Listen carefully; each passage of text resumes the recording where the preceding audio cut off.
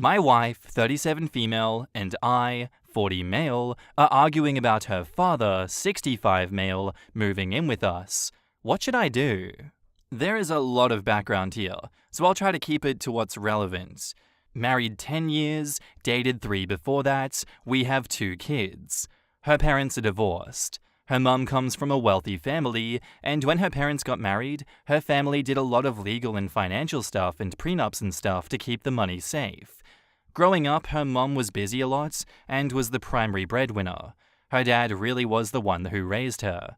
He was the one who took her and picked her up from school, who helped her with her homework, and went to her shows, plays, games, etc. When she was 12, it turned out her mum had been having an affair, and it led to her parents divorcing. This is where her mum's family's money comes in. They were able to afford very good lawyers, and her money had already been locked up tight, so she wound up with custody, and he left the marriage with not very much to his name, and since he had spent so much time raising her, he had neglected his own career. He struggled after that. My wife has a fraught relationship with her mother. She never really forgave her mother for the affair, the divorce, and her destroying his life, and then once she was a teenager, she chose to move in with her dad. So that's a bit of background. She remained close to her dad to this day. He's been an active part of our lives, and he spends a lot of time with our kids, who both love him. But he's been struggling. COVID was really hard for him because he really couldn't work. He fell behind on his bills, and he's been struggling to catch up ever since. He's now about to be evicted.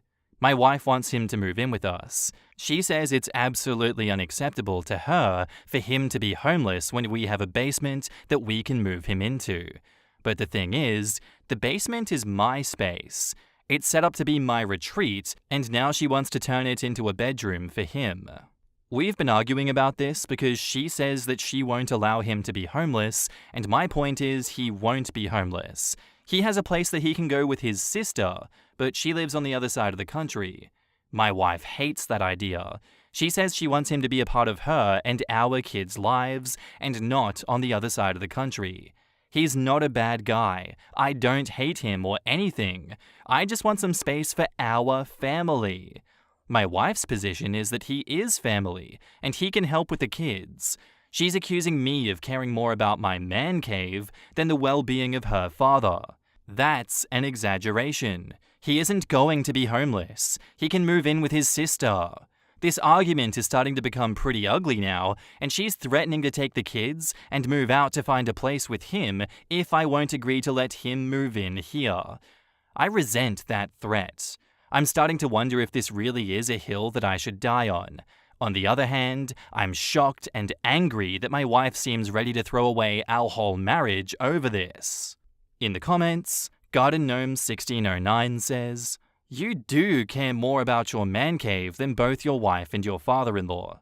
Get another TV. You can hang out in your bedroom. Jesus, dude. Your solution involves your wife never seeing her father and your kids growing up without him so that you can go sit in your basement occasionally. Holy shit. Are you kidding me?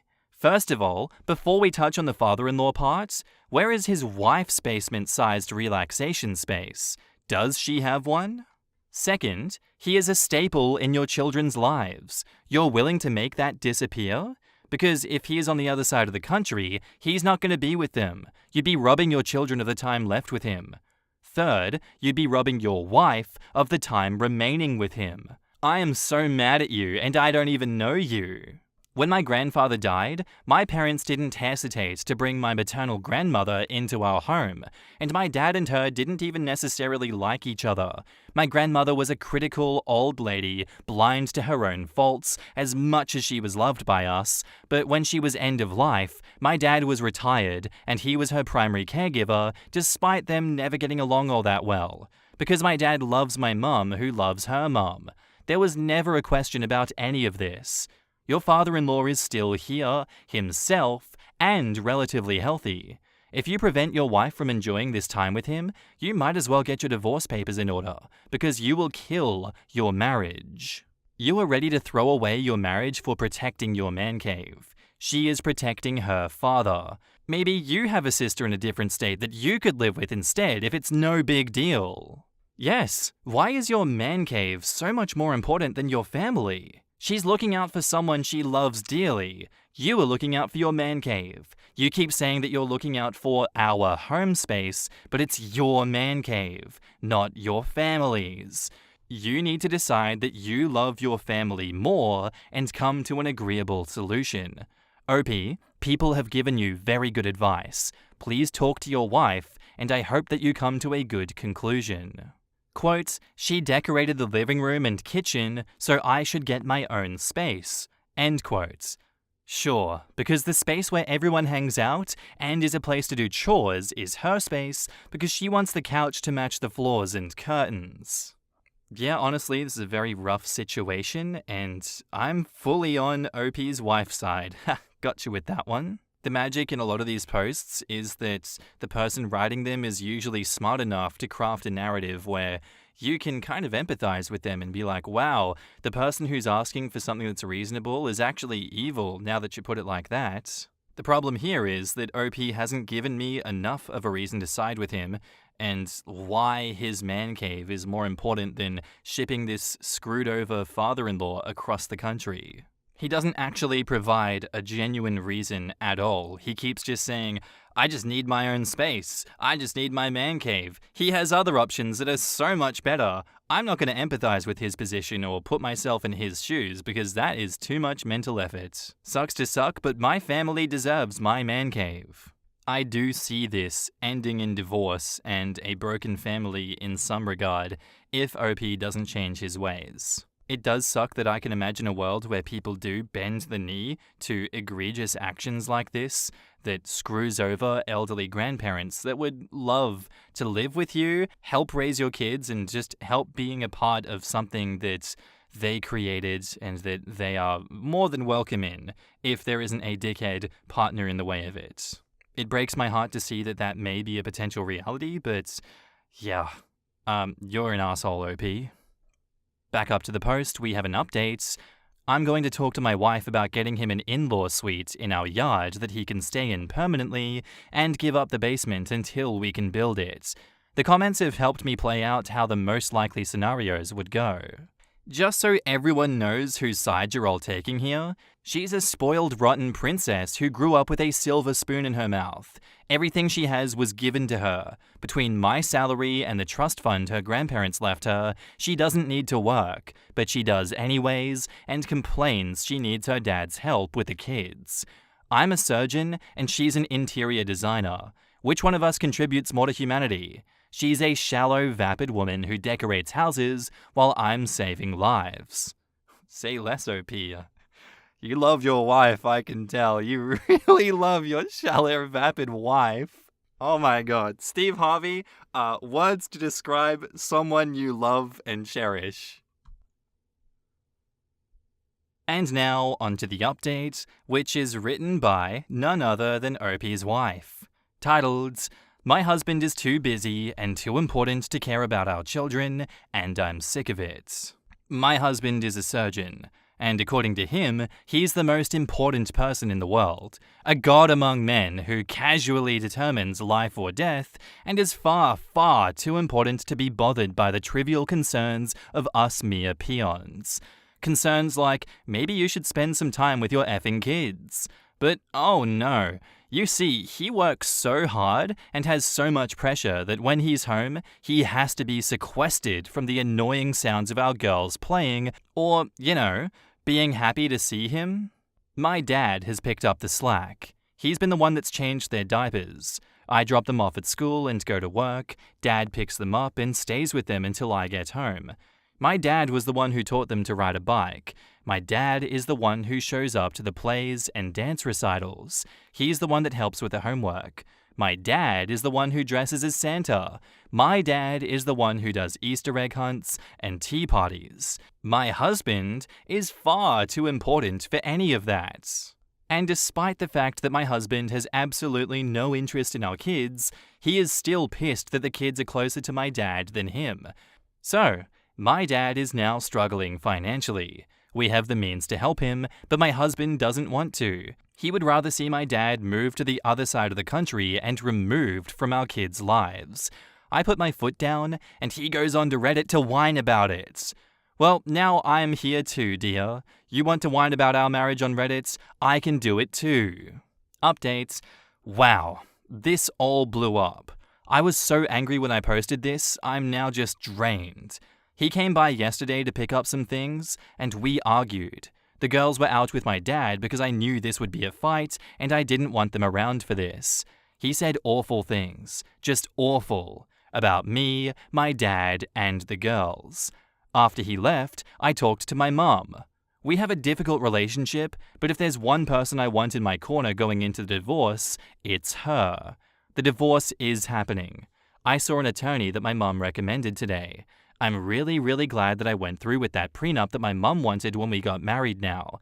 At this point, I won't speak to my soon-to-be ex-husband. My lawyer is doing my talking for me. I'm exhausted.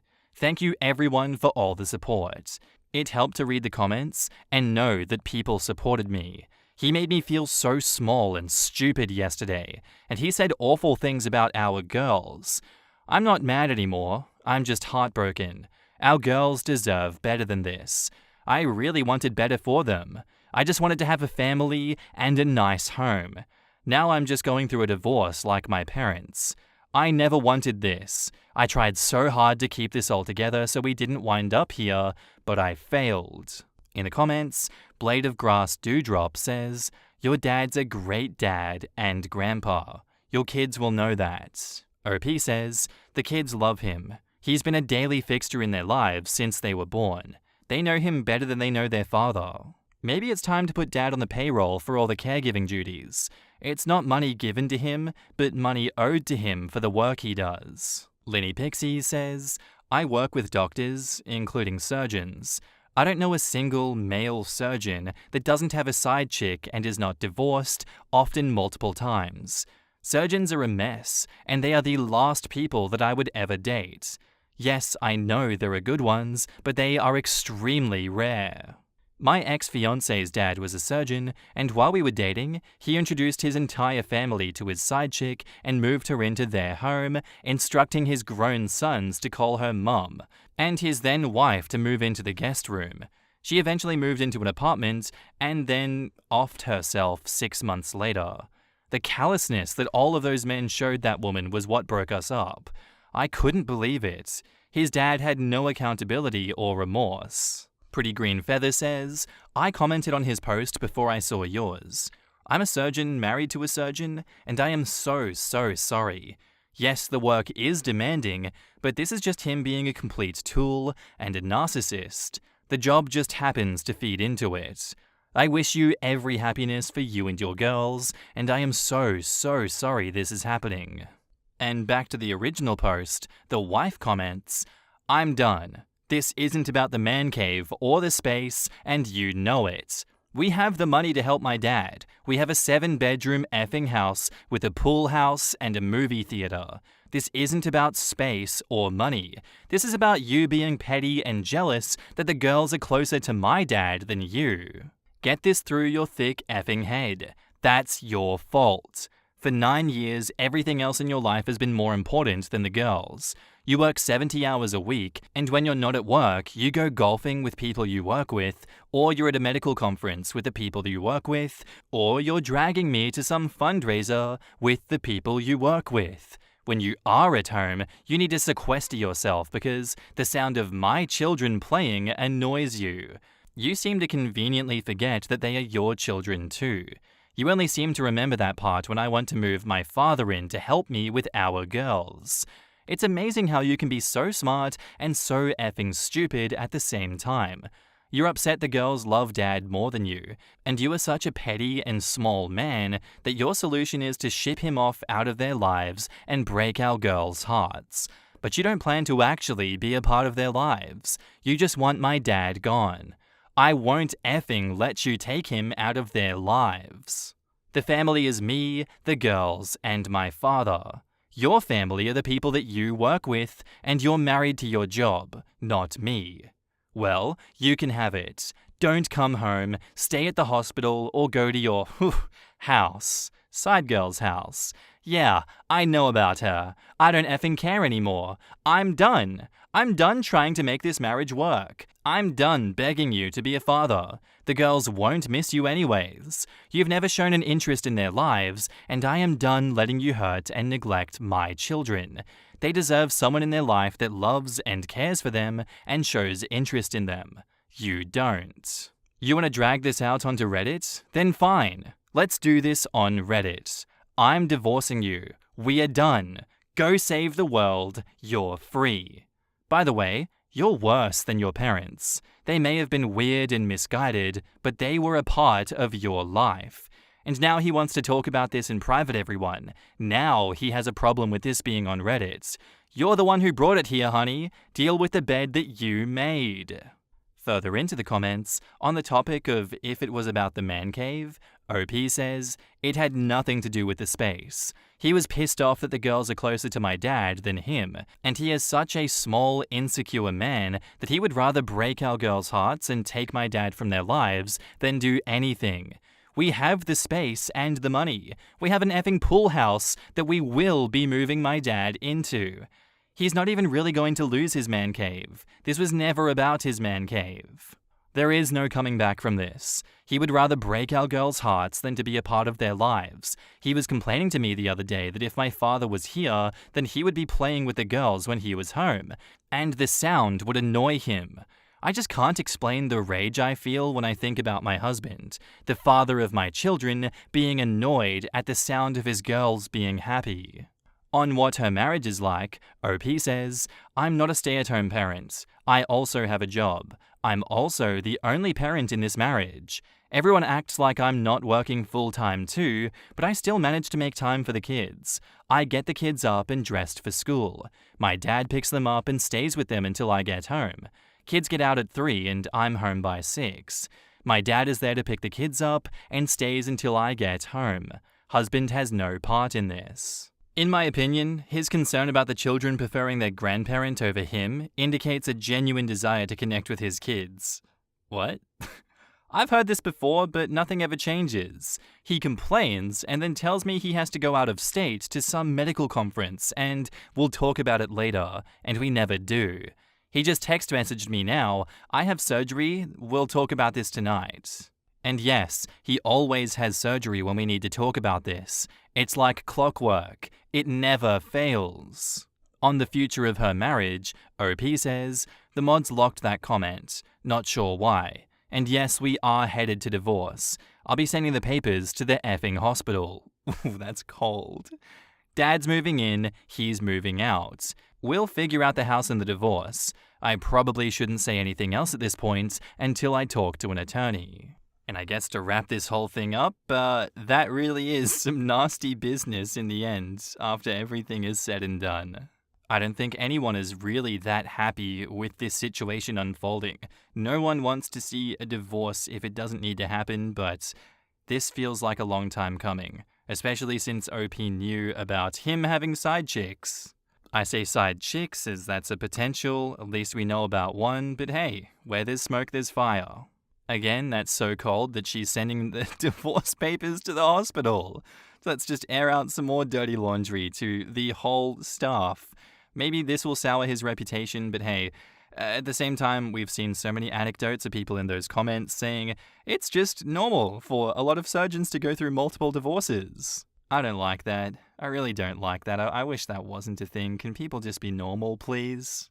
At least now you can move forward without this controlling, insane asshole in your life, OP. That's definitely something to celebrate, and I think it is so funny that he deleted his account and that post because he couldn't handle the truth. Am I the asshole for cooking my boyfriend's family Chinese food instead of Chinese food? I was born in China, but my parents and I moved to the West when I was little, so I was raised mostly Westerner, but my parents still managed to teach me many Chinese traditions, including food, and I sometimes still cook what they cook. So I've been with my boyfriend for about 3 years, and he lives with me at my place. This Christmas, his family, mum, dad, sister, and nephew, came to visit him from his birth country, Spain, for the first time in years. I was excited because I never had a chance to meet them in person. They arrived a few days before Christmas. He went to pick them up at the airport while I was working, so when I came home, they were already there. The meeting didn't go as well as I would wish, because the little nephew, as soon as he saw me, started doing the eye-stretching thing. He was immediately reprimanded by his mum and grandparents, but the following days, he made a lot of racist jokes in Spanish like, what do you call someone who doesn't take a shower in Chinese? Xin shampoo, without shampoo. And he was barely reprimanded for that. Besides that, Christmas went great, and the next day we woke up very late. The nephew started saying that he wanted Chinese food for lunch, so my boyfriend's parents asked me if I could make it. I said sure. I was glad to do it. I cooked something that my parents would do in special occasions like these, and served the table in a very traditional way, with chopsticks and everything. Then I called everybody to the table and instantly saw their disappointed faces. The nephew said, "What is this?" To which I said, "Chinese food." He grunted and said, "No, it's not," and started to throw a fit.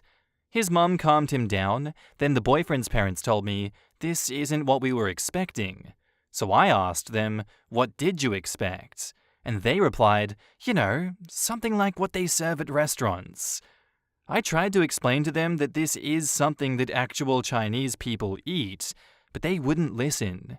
They dressed up and went outside to eat at a restaurant. My boyfriend stayed home, but then called me stupid. He said, "You knew exactly what they meant by Chinese food. I'm trying to make you look good in front of them, but you're not helping me by playing dumb." I asked him to explain himself better, but just shouted, "When people say Chinese food, the last thing they expect is white rice. Get an effing clue," and locked himself in our bedroom. Since that incident, they started to speak to me like a toddler, over-explaining everything they asked me to do, and stopped correcting the nephew's racist behavior. I tried to tell my boyfriend to tell them to stop, but he said, "This is your making. Now they think you're brainless." This continued until they left yesterday. My boyfriend and I now barely talk, and I wonder if it's really my fault and if I should have known better. In the comments, OK Job says, "Not the asshole. They're from Spain. If you asked them for food from their country and then afterwards was like, no, I wanted the type of stuff that you'd get from Taco Bell, they'd lose their shit. Yes, I'm aware that Taco Bell isn't Spanish food, but people do understand that racists lump everyone together, right? They would just assume that OP's family is Mexican because they ignore every other Spanish-speaking country. They also interchange Spanish and Mexican. They are racist, and so is your boyfriend. I'd cut the cord and find someone who can appreciate your culture." Edit to add, he might not be the full-blown cartoon villain racist, but he does have some racism in him. His nephew was making racist behavior, and he didn't correct him. He belittled you for not making the right kind of Chinese food, flipping out about serving white rice, when it seems pretty standard to have white rice come with Chinese food takeouts. It feels like he's gaslighting you by trying to make this your fault for their racist behavior. He might not have shown you that side before, but he did now. This, despite OP's protests, her boyfriend is racist. Why she's okay with that is beyond me. She doesn't need to get a clue about Chinese food. She needs to invoke some self-esteem and get a spine, because this is bullshit. When your partner's family treats you like shit, either your partner ditches the family or you ditch the partner. Prioritizing the needs and comfort of racists is in itself racist, and OP should remind herself of this. It's when things get tough that people show you who they really are, and what her boyfriend showed her is that when things get tough, he sides with racists and gets verbally abusive. That's who he is. Not the asshole, but please dump this racist loser and his whole racist family. I'm sorry, but traditional Chinese, or any Asian food, is amazing, and they don't know what they're missing. Anyone who tries to pin their family's abuse of you on you is just as bad. This is really telling. I'm trying to make you look good to them. I'm sorry, but they came into your house, and it's expected for you to have to kiss their ass? No, dump the whole trash family. I would serve the boyfriend an eviction notice via text, SM, email, and verbally. Then I'd give his family 30 minutes to pack up their shit and leave before calling the cops on them for trespassing. Quote, when people say Chinese food, the last thing they expect is white rice. The last thing they expect is white rice? What culture doesn't expect rice with Chinese food? People who only go to Panda Express and therefore choose fried rice and noodles. I mean, it's not even a side dish. Rice may as well be a plate. That's how essential it is to Chinese food.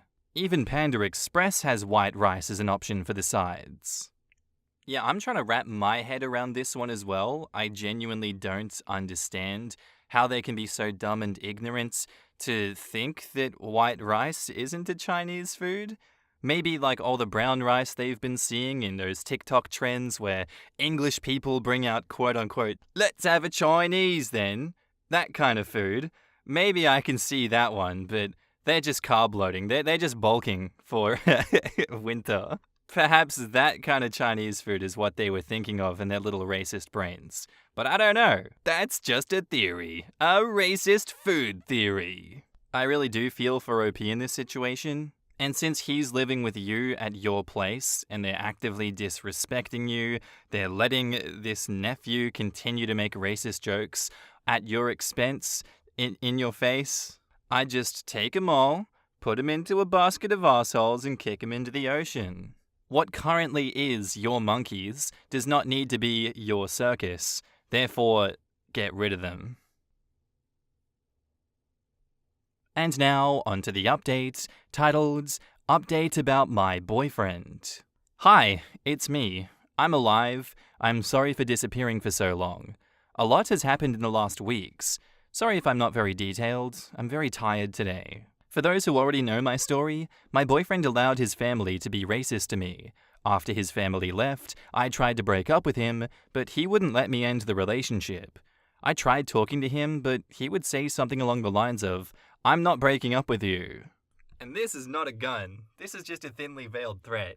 Get out of my house. I talked to my family about it, and they were furious at him, and I had their support, especially my father. I'm so glad that they were by my side. I went to my place with my father to confront my boyfriend and break up once and for all. He didn't take it well. He shouted that I can't break up with him, and he won't end the relationship. And that's where my dad intervened and they started fighting. Like, fist fighting. My dad ended up being hurt, but he also landed some punches on my boyfriend. I was horrified, crying, screaming, and with no idea of what to do. My boyfriend then grabbed me, got my purse, and took me out, and my dad followed me. My keys and phone were in the purse, so I couldn't go back in. He locked himself in, and we started hearing him breaking stuff. Then Dad called the police. They arrived like half an hour later. During that entire time, we heard him breaking things. When the cops finally arrived, they tried to talk to him, but he wouldn't respond. So they broke the door down and, after another fight, they arrested him. I walked into my place with my dad and another cop, and everything was destroyed. Everything he could break was broken. From glasses to plates to mirrors to holes in the wall, every TV, my computer, my phone, the coffee maker, etc. Dad pressed charges immediately. I was terrified, and I am still terrified. We had a trial, and he's in jail now, but I think he might be deported to Spain. I'm not sure. I'm still in therapy and still living with my parents. Some of my stuff was repaid, but I'm still not ready to come back home. Sometimes I still wake up crying in the middle of the night. I don't know if I regret standing up for myself, or if I'll be able to trust people in the future. I might die alone without a husband or children, and that makes me sad. I had suicidal thoughts, but I find things that make me want to stay alive. I don't know when I will feel good for real, but progress has been made. Oh, and ex-boyfriend's family is still trying to reach me to insult me and make me feel even worse for sending him to jail. I block them, but they always find yet another phone number to call me from or a temporary email address. If you are reading this, thank you. In the comments, Barley Sully says, I'm so incredibly proud of you. You are a domestic violence survivor. You and your father stood up to your disgusting abuser and finally got out of that awful relationship. This was so important for your health and safety. You did everything right. I'm so sorry you've had to endure so many terrible crimes. He never should have assaulted you, your father, or your personal belongings. He is a sorry excuse for a human being. Please be sure that you hold nothing back when pressing charges, and ensuring you get as much back as possible, and that he goes to jail for as long as possible. Finally, please take care of yourself now. Do things you love. Reach out to friends, pursue hobbies, go to a spa, take a vacation, binge your favorite TV shows. You must live your life to the fullest and never let someone like him in your life again.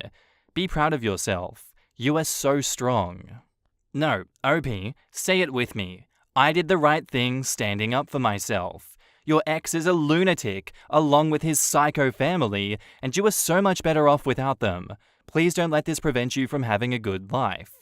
I promise you, there are people who will treat you with all the respect that you deserve. You made the right choice, and in the future, you will look back and be so proud of yourself for leaving. And now, onto our final update, titled, I'm Alive. Hi, I hope you remember me. I just wanted to stay in touch a bit. I'm doing kind of okay, except for the attempt that I had. I'll tell you about it. I kept going to therapy, and there I realized my relationship with my ex was way worse than I realized. I'm stupid for ignoring all the red flags on him. It turns out our sex life wasn't as consensual. I never really liked sex. I always found it gross and hurtful, but he had a higher sex drive, and when he wanted to do it, my opinion was irrelevant. I thought it was consensual because I just let it happen without truly fighting against it. I thought I just had to do what he wanted because that's how relationships worked, right? If I didn't please him enough, he would just go and have it with another girl, right? Except he gave me an STD, so he was messing around with other women anyway. At least it's not AIDS and is curable, but still, knowing I sacrificed myself so much for him to gain nothing and get an STD sucks so much. I felt so broken, unlovable, and worthless, and that's when I tried to end my life, but my parents saved me. I was in the hospital for some days. For the first time in my life, I hated my parents for saving me, but when I went back home, I just hugged them and begged them for their forgiveness. But my dad said that there was nothing to forgive. My mum sometimes sleeps with me, and we cuddle together, and it's kind of shameful to feel like a little child because of it, but I feel loved. My ex is being deported. I had to see him a few more times at the court until I just couldn't anymore. And now a final verdict was given. He'll be out of this country soon. His family has finally stopped the harassment too. My current coping mechanism is watching Asian dramas and crying while seeing the cute relationships they have that I probably won't. I'm writing this as some desperate attention-seeking attempt. Through my previous posts, I got so much support that I didn't think I deserved, but now I appreciate those kind words a lot more, and I would like some more. I sound pathetic, but I don't care anymore. I swear I'm getting better. Thank you all. In the comments, Kesna Green says, I'm so glad to hear that you're safe. Please just remember that you are not a burden, you are not stupid, and you are not alone. You have people in your life who love you more than anything and the inner strength to keep going. And I mean it when I say that you're not stupid, and please don't call yourself that. Being taken advantage of, or abused, or being in a dark place does not make you stupid. You've already won so many battles. You're a seasoned warrior by now, a goddamn superhero. So never call yourself stupid or think that you're not worth the effort it takes to heal, because you would be doing yourself a massive disservice. While I'm glad to hear that he is being deported, my heart breaks at the price that you had to pay for it to happen. He is a waste of space, a sad excuse of a man, not even a man, a monster. The things he did to you are just evil. I know it's been hard, and I'm glad your parents came just in time, and I'm glad and happy that you're alive. Do you know what it means? It means that he didn't win. You survived his physical and emotional abuse. You are a survivor. He couldn't completely break you. And while there are some chips and scratches to your armor, you will slowly build yourself up and rise again. Girl, you are worthy to be loved. You are worthy to be cared for. You are blessed to be surrounded by parents who are present and who love and care for you. As for now, make yourself a priority. Take care of yourself. Take your time, one battle at a time, one day at a time, and don't rush anything. You are a survivor. You are strong. You are loved. Edit. Also, F you, Xavier, you son of a bitch. You effing coward. I was going to read more comments after this one that talk about the series as a whole and about the racist family and Chinese food and everything like that, but really the tone has completely switched for me here. I don't know, when you get to places like this that are as deep and as tonally changed as this, it's really not a time for jokes, but what I can gather as extra information from that is that the nephew was 12 years old. It's kind of irrelevant at this point because there is so much more that's happened here. I'm genuinely so sorry that you had to go through all of this, OP, and others that have had to deal with things like this. It's not easy. That was very dark. You say at the end of your post there that you sound pathetic, but you don't care anymore. You swear that you're getting better, and thank you. And thank you for sharing that with us, OP. I don't think you're pathetic. I think that you will get better, and I think you will rise above this. This all was not some desperate attention-seeking attempt. If anything, it could be the help that someone else out there needs in their own dark kind of situation that they're dealing with. I don't really know how to end this one, personally, besides thank you for sharing that with us, OP. I really hope that you are doing better now. And yeah, that's where I'm going to leave that one. Our next post is by user Jenna GL, titled, I, female 17, found out that my mother is cheating on my father. My mum and dad are both 42 years old and have been married for 20 years. Well, my notebook broke and I had to do some research for school, so I asked my mum if I could use hers. She gave it to me and I went to do some research. While I was on the internet, a message appeared and I could read the phrase, "Hi, love." I opened it thinking that it was my father's, and what I read made me sick. The message is from one of my father's friends. The guy is married, and I study with his daughter. So I looked at the history, and it has messages from at least 1 year ago, besides photos and videos. It was the most horrible thing I've ever seen in my life. My father takes my mother on dates, treats her very well, helps with chores and everything. I don't understand how she has the courage to do that with him. Well, he's traveling and will only come back tomorrow. I copied everything, email messages, photos, and videos, and saved it to show him. I'm trying to hide my feelings about it, but I can't look at her without feeling disgust. What I want to know is, how do I do this? Do I show it to both of them at the same time? Do I show him first and let him solve it? And my friend, her father is cheating too. Do I say something?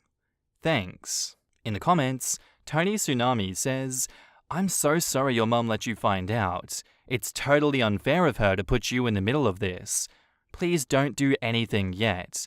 First, find an adult that you trust to talk it through with. A counselor, teacher, someone like that. Probably not a relative or anyone else involved with your family. This is going to be a very hard time for you for a while, and just know that no matter how hard it is, it will get better sooner or later. And I'm sorry that some people here see fit to lecture or argue with you instead of giving you the support that any young person put in this terrible situation would need. This site doesn't look like the best place to get much mature help, does it? Here's the thing. You really don't know the status of that relationship, nor the reasons for the affair.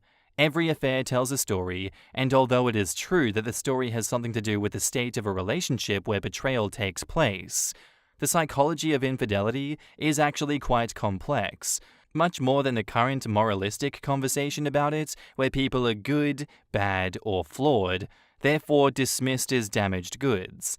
Pundits and gurus abound offering their take on, can I ever trust him again? Or, how to affair-proof your relationship? But too often good-intentioned advice misses the real issue. Most people just assume that cheating is about one thing, and one thing only: sex. Clearly that's not the case, and if we've got that wrong, what other so-called facts about cheating are actually false? Your father may be great with your mom. Perfect. And that there might be the problem. I don't know, yet none of this matters. What does is that you need to come to terms with what you're going to do. There is no right decision here, only what is right for you. You can't control either parent, only your own instincts. How much more grievous are the consequences of anger than the causes of it? Aurelius. Hey, I was named after that Marcus Aurelius guy. OP says, what is right for me is that he knows the truth. Then do that. Everything else is window dressing. If you want to be kinder, perhaps tell her that you know and give her the ultimatum to tell him before you do. In that way, you can have some objectiveness in what happens next. Yeah, I guess my take on the situation is you go to the father about the cheating situation first and get his take on it and be like, hey, I just want to make sure that you guys aren't in like an open relationship or something like that. You guys are swinging and this is cool. Do you know about all this? Explain the whole situation and be completely transparent about it with him, and then talk about how you're going to approach, this subject going forward. That is absolutely what I would do in this situation, and I wouldn't let the mother know anything about what's going on behind the scenes before any damage control can happen, and she can, kind of sweep up any other cheating that's potentially going on as well. I guess the perspective of giving her the ultimatum before you do is also the kinder way to do it, but I don't know if it's the right way to do it. That's just me, though. I would rather always go to the cheated on party than the cheater party, because at the end of the day, they're the ones that need to know. And maybe they're the ones that can clear things up for you, but then it becomes a them problem and not so much a you problem. And now, on to the updates. Well, first I would like to thank everyone for the comments. Soon after I created the post, I got in touch with my older brother, male 24, and I told him everything. He was also shocked by all of this and told me to keep calm and that he would come to me. He lives in another city. He arrived that afternoon, and I showed him everything, but he was unable to see even half. He made a copy to keep safe and stayed at a friend's house so that my mum didn't suspect anything. The other day, my dad came home from a trip, and my brother and I took this opportunity while my mum was working to tell him. I said that I had found something in my mum's notebook and that I thought that he didn't know, and so I showed him. He started reading everything, and after about 5 minutes, he started to feel sick and vomited. My brother is in medical school, so he managed to calm my father, but he was in shock. We stayed there for an hour and started talking again. I asked him if he knew about this, or if they had some kind of agreement, and he said no. I already imagined it. I asked him if I was right to show him, since this was none of my business, and he said yes, that I am a part of the family, and I did the right thing. I asked him if I should tell my friend's mother, but he decided to call her and ask her to come here. She came with my friend, and my father told her everything, and she cried so much. She said she had a suspicion that he was cheating, but didn't know who he was with. She asked me how I found out, so I gave them their IDs, emails, and nicknames, and she went home to look. Later, she came back, and it was the same thing. Started about 1 year ago, only that my mother was not the only one. He has one more woman, but nobody knows her. He told my mother that she was the only woman for him. I asked my friend for forgiveness for not telling her, but she said that I had nothing to forgive, that she understands why I did it. The night my mother arrived, she was scared to see my brother at home. My father asked her, and initially she denied everything, but when he insisted, she started crying and told the truth. My mother kept crying, saying that it shouldn't have happened, and my dad asked why.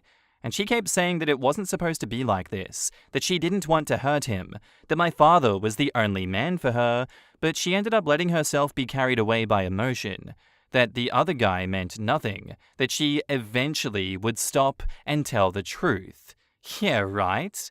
She was begging him not to make any hasty decisions and that she will do whatever it takes to show that he is the only man for her.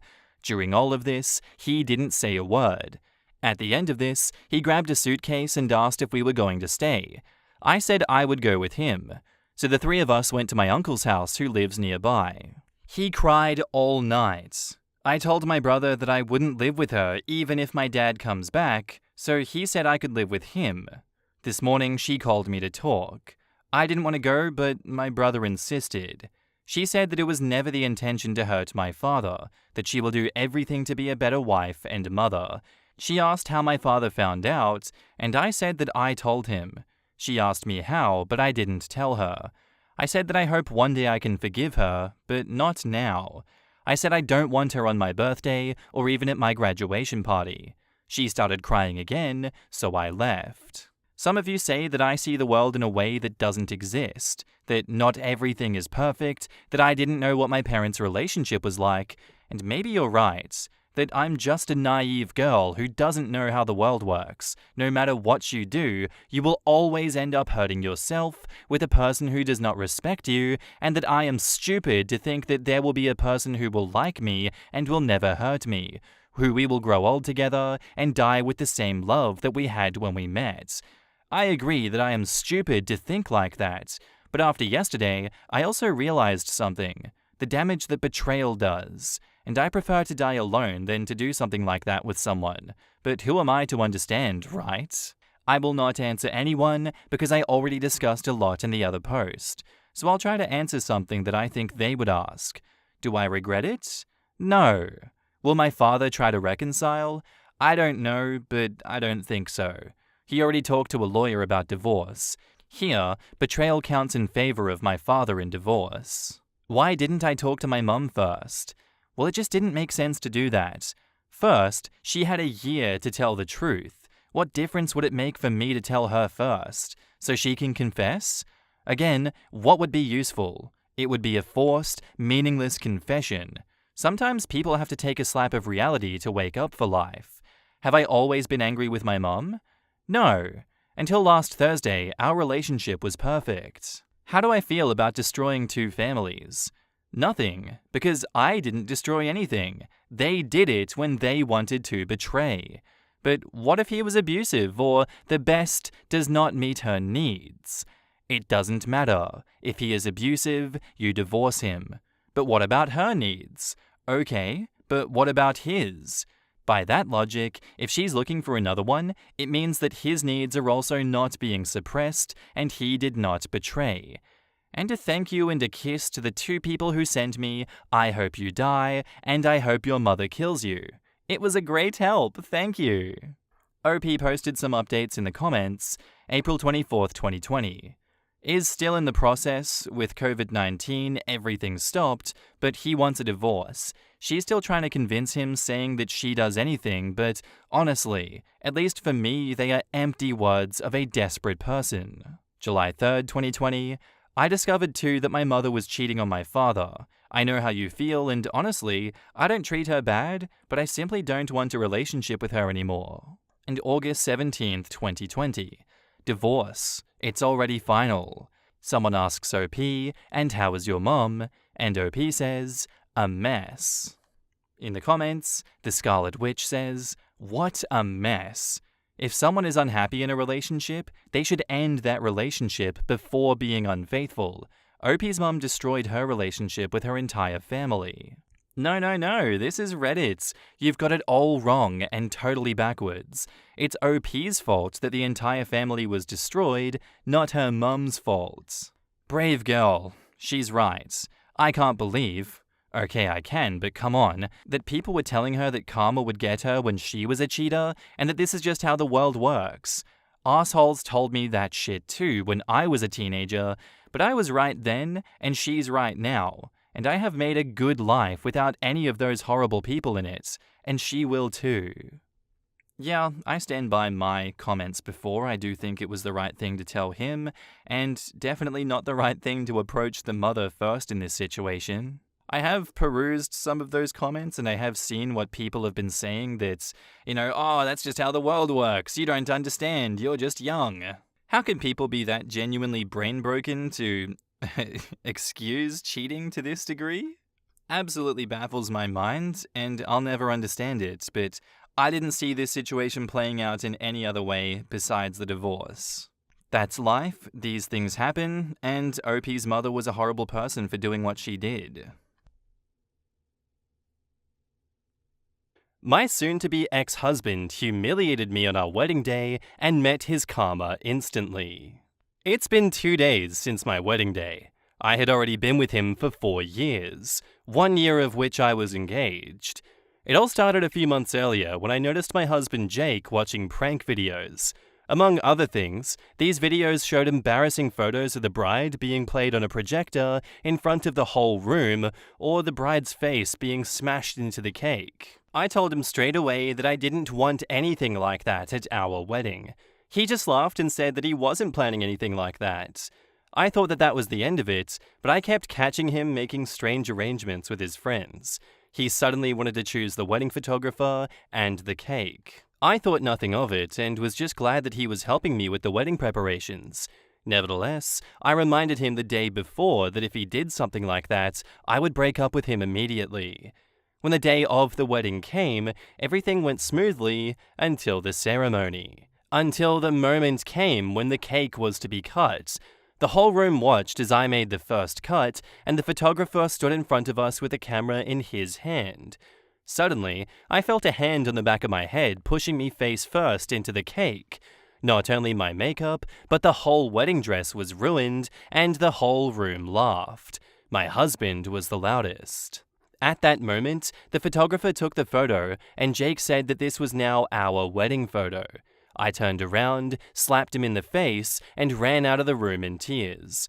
Thank God karma didn't take long to arrive and came in the form of his own brother. I ran to the toilet and started crying when I suddenly heard loud shouting from the hall. It was his brother Frank. I could barely understand what he was saying, and when I left the toilet, he was waiting for me. He told me that Jake had something to tell me. Jake was shaking and apologized without looking me in the eye. Frank told him to look me in the eye and apologize again. Even I was a bit scared of Frank at that moment, because I'd always thought of him as a kind and gentle man. I had never seen him angry before. Jake apologized again, and then Frank led us back into the hall, which was suddenly very quiet, and most of our families looked down at the floor, a little embarrassed.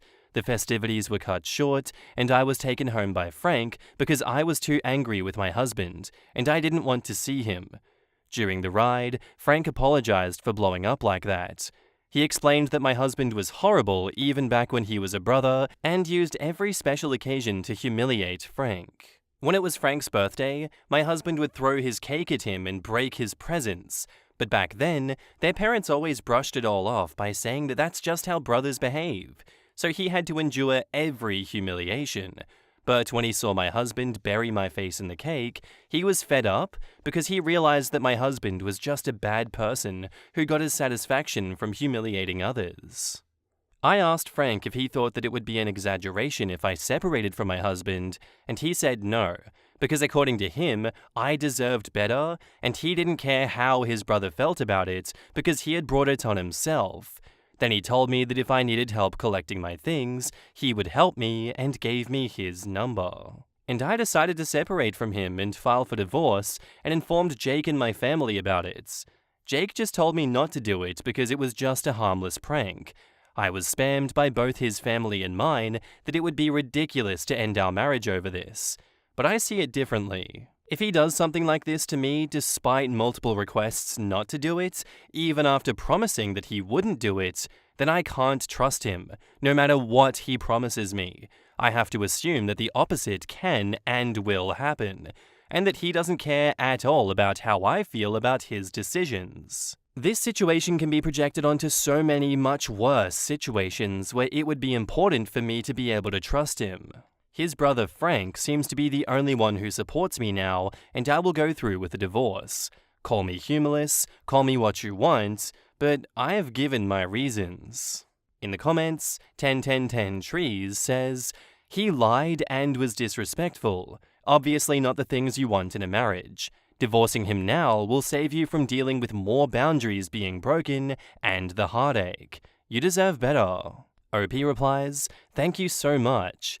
And yes, that's what I've been saying. Simply put, Jake has always been a bully, just like his parents.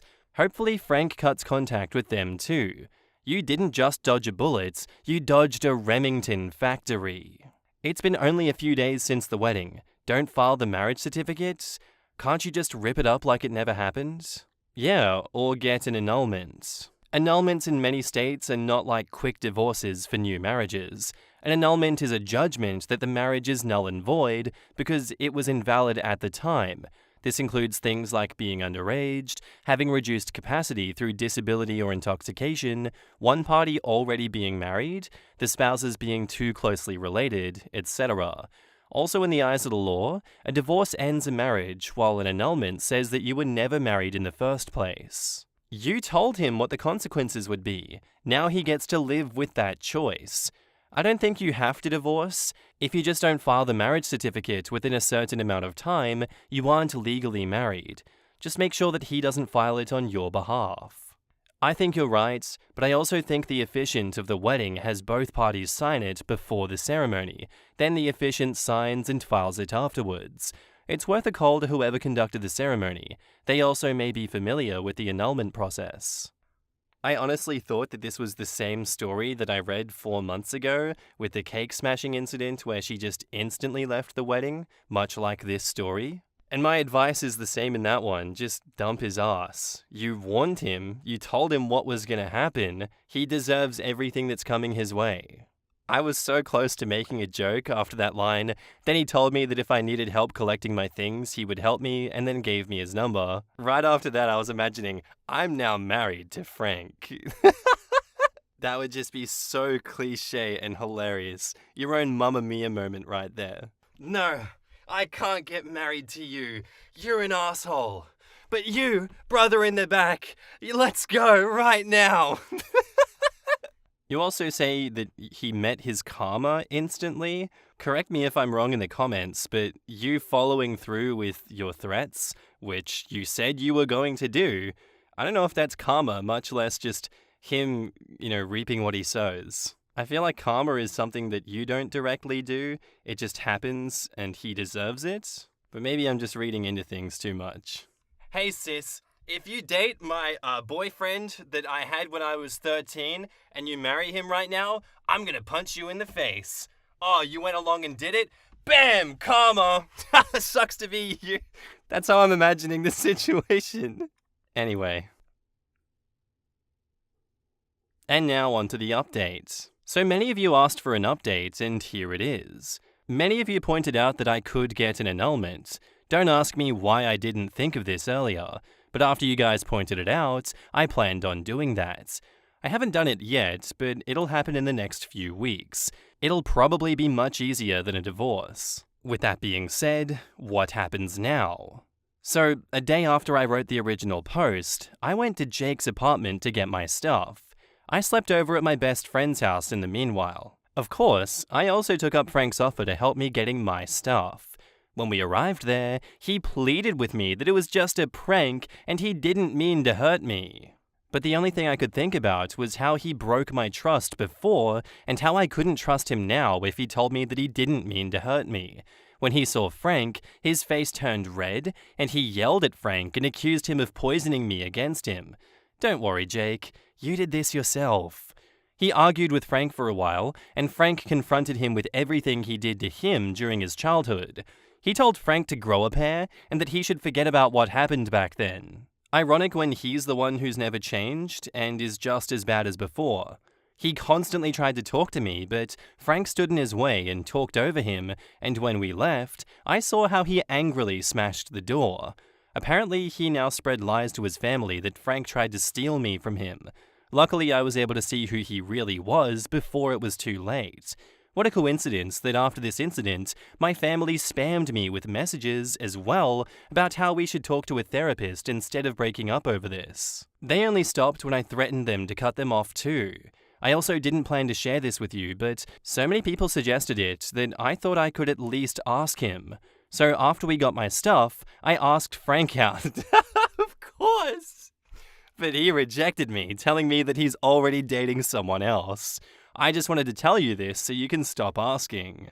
But honestly, I'm also kind of glad that this was his answer, because it means he didn't just help me because there was a malicious intent behind it, but more because he's simply a good person.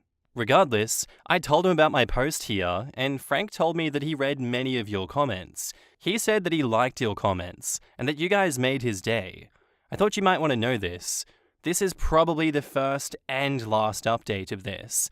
I just want to get this behind me and look forward. But thank y'all for your support. In the comments, Trick Delivery 4609 says, depending on the state that you live in, you may need to file for annulment really soon. If not ASAP, or you've already missed your chance. Check ASAP and don't put it off. Some debts of his may follow you if you're married when he incurred the debts, so get it done fast. Annulments have deadlines as far as I'm aware. I'm confused why if the license wasn't filed, you would need to get divorced or annulled. In my state, you apply for a marriage license, get someone authorized to perform a marriage to sign the license, and then the license gets filed at the courthouse. You can go through the ceremony, but without that license being filed, it's not a legal marriage. My vote is for nuclear revenge. Agree to take Jake back only if he hosts a whole second wedding. One as identical to the first as possible. He has to do all the legwork and set everything up. He has 4 months to make it happen, and then just don't show up. Let all your family know, let his brother know, no one else. By the way, this was mainly a joke. I hope no one takes it seriously. OP, I'm sorry that you had to wait to find this all out this way, but it beats finding out in 2 or 3 years. Good luck in the future. And OP says, I know it's a joke, but still, even if I took him back for that, it still would be way too risky in my opinion. Tiny Sydney says, if you do that, it's over. Okay. Does the thing? It's over. Oh, come on, it's just a prank. You're overreacting. They never take you seriously, and then they never learn. Whatever it is always your fault, because they didn't do anything wrong. That didn't happen, and if it did, it wasn't that bad. And if it was, well, that's not a big deal. And if it is, well, that's not my fault. And if it was, I didn't mean it. And if I did, well, then you deserved it. The narcissist's prayer. And Wicked Cherub says, it's just so dangerous. Lots of cakes have dowel and skewers in them holding them up, and you can basically impale someone through the skull doing that. You know, besides the disrespect, disregard, etc. Way to love someone, Jesus effing Christ. They often use toothpicks too. So dangerous to shove that in someone's eyes. Quite apart from that, sugar in the eyes is also not good. Heck, anything in the eyes can cause lasting problems. Any prank involving the eyes is a bad idea. Damn it, I was really hoping on OP and the brother getting together and having their Mamma Mia moments. Why did he have to ruin a good thing by being in a committed and loving relationship already? Do people not want me to be happy either? I'm kidding. But yeah, I know it's a bit of a tease in like, oh my god, what happened with the annulment? Do we know anything yet? No, it's still a pretty fresh story, so if there is anything else in the future, I'll let you know, but I doubt they're going to come back and update again, just to let you guys know that the annulment failed, because they'd just be getting a divorce. Though, headcanon, it'd be so spicy if he took out all these personal loans and just accrued so much debt just to screw her over before the divorce proceedings. Now that would suck, but it would be entertaining. I really just hate how sensational this whole cake face thing has become.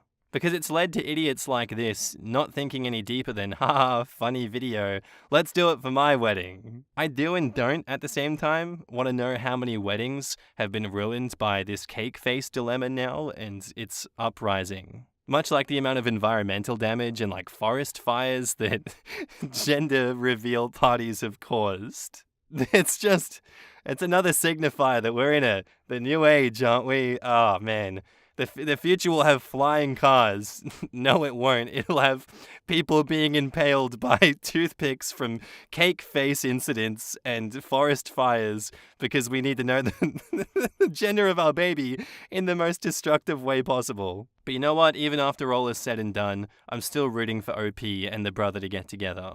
That's my takeaway from this.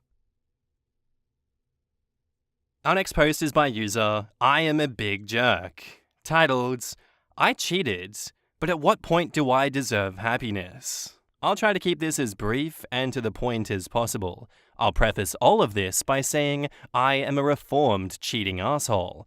I know that I effed up. Let's start with the backstory. I met my wife in high school. We dated for 3 years, but broke it off in the middle of senior year.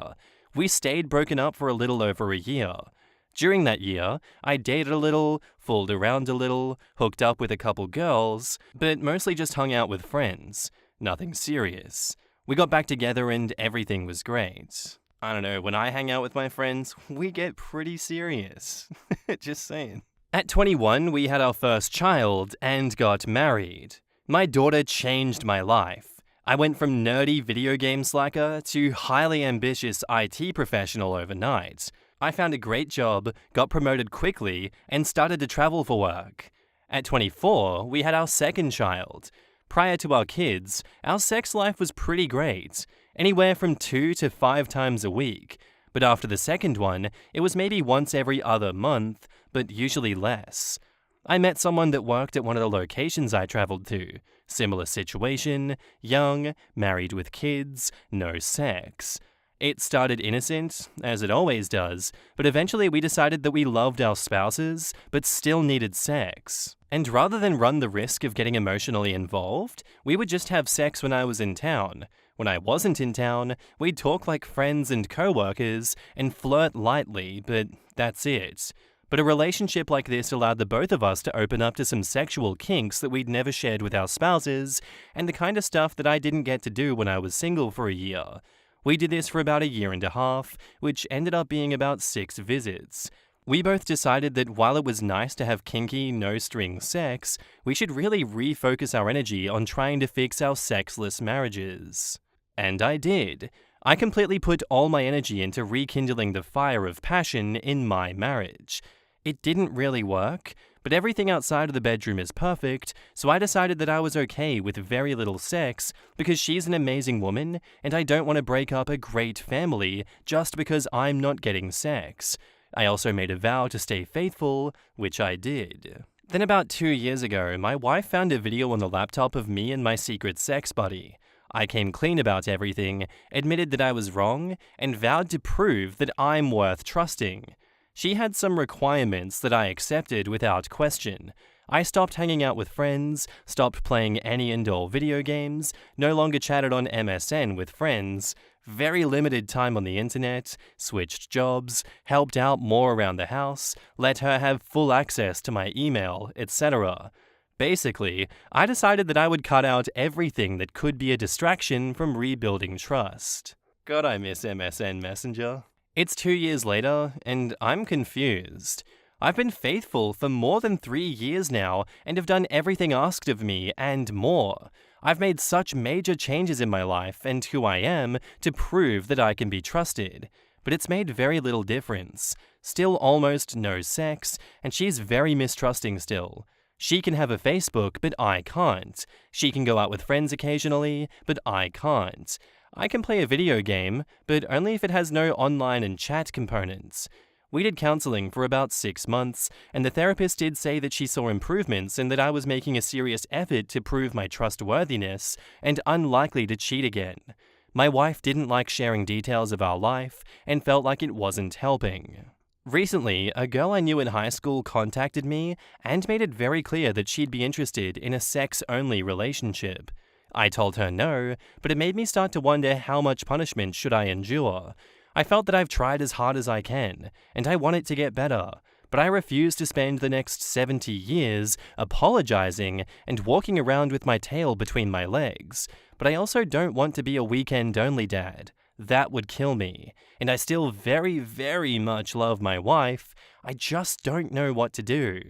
In the comments, Charlie Damon says, "Whatever you do, don't mention the girl in high school. I know you have to be completely honest, but there is no way that would help. Not to judge too much, but your life sounds abysmal. I seriously hope that there are incredible, fun things that you do that you just didn't mention.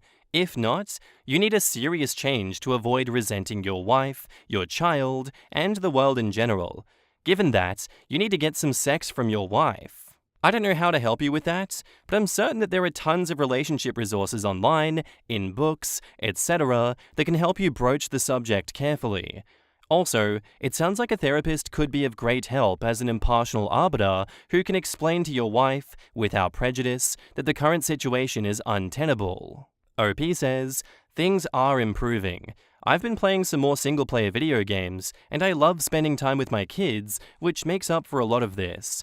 Part of this is that I'm so afraid of losing them, or being a part-time dad, or some stepdad taking my place. We did go to therapy for about 6 months, roughly a year ago. The therapist said that it was very clear that I was committed to improving myself and our relationship, and unlikely to cheat again. My wife felt that it wasn't very helpful."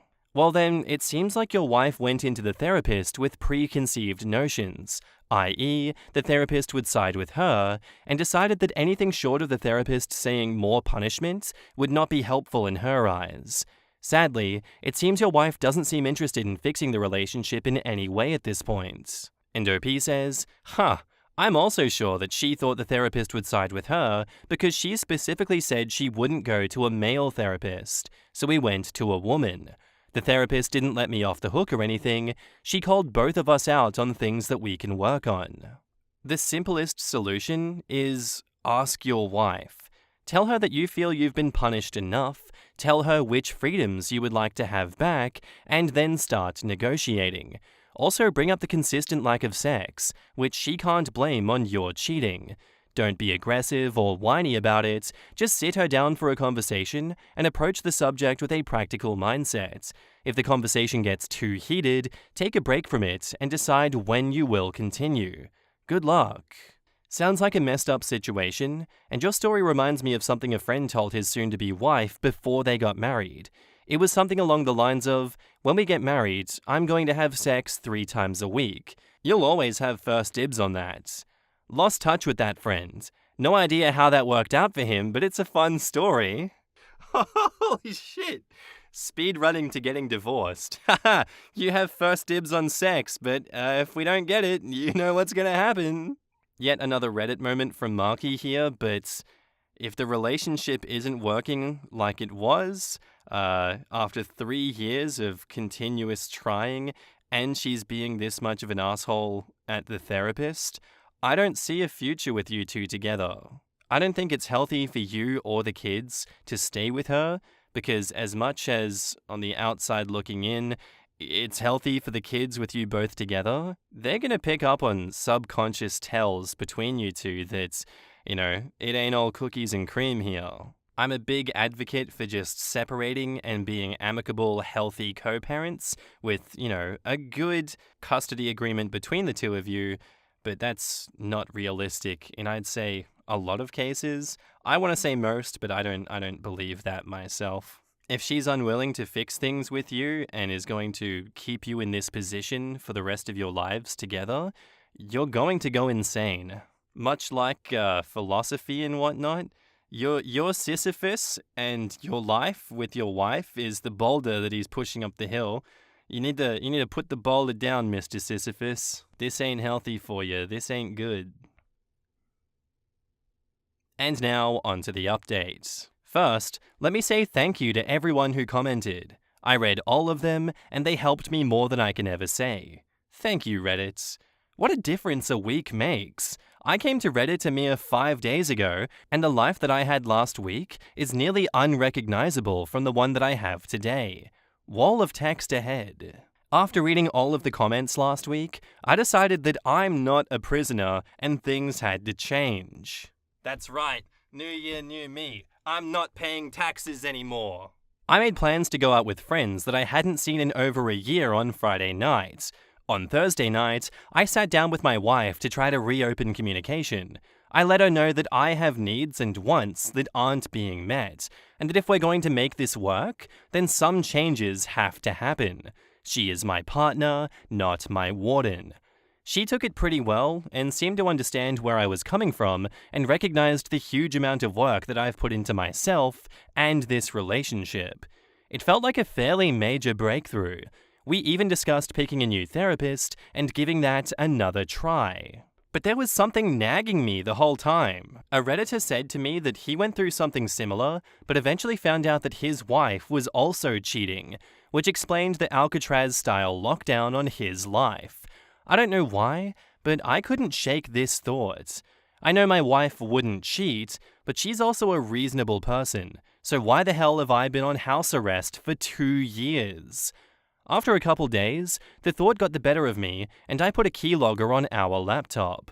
I did this Thursday afternoon. Friday comes, and I'm excited to see my buddies. We talked for a little bit before I left. She was apprehensive, but understood that this is necessary to rebuild lasting trust in our relationship. And like Reddit suggested, I hardly had anything to drink, answered texts and phone calls in a timely fashion, and got home 20 minutes before I said I would, as a show of good faith. My wife is in bed already, but sleepily asks how the night went, and I said that it was great. Saturday morning, we discuss it at length. She seems genuinely happy and understanding, and I am beaming ear to ear. Not only did I get to see the buddies, but it appears that I'm making headway in my relationship. Win-win. And while I'm on this euphoric high, I decide that trust is not made with a keylogger, much like friends with salad. It was dumb to install it, and will only create paranoia in me. I should also mention that while she has full access to my email, I have the same access to her email and Facebook, so it really seemed that a keylogger was overkill. I go to uninstall it. Of course, curiosity gets the best of me, and I check the very limited 2.5 days worth of logs. Nothing jumps out at me. Amazon, Facebook, YouTube, Gmail, etc. I get to the end of the log, and it's looking good, until I see another trip to Gmail, this time for an account that I've never seen before. I remain calm, because I too keep an old Hotmail account for spam and sign-up crap. I've advised her to do the same, and only let friends know her real email. Either way, I log into the new account. No spam, no nothing, it's empty. Just a bunch of empty folders, until I hit the tax information folder. Now, this folder is full. Full as in hundreds of emails. However, none of it is tax-related. All of it is to or from Steve. I have a 65-year-old step-uncle named Steve, but this is not him. I don't know who this Steve is. These emails are graphic. Lots of what he likes to do to her, and what she likes to do to him. Lots of last weekend was amazing type stuff. So after reading maybe 30 of these, I decide I need to stop reading them. I made a new Gmail account, and forwarded all of them to this account.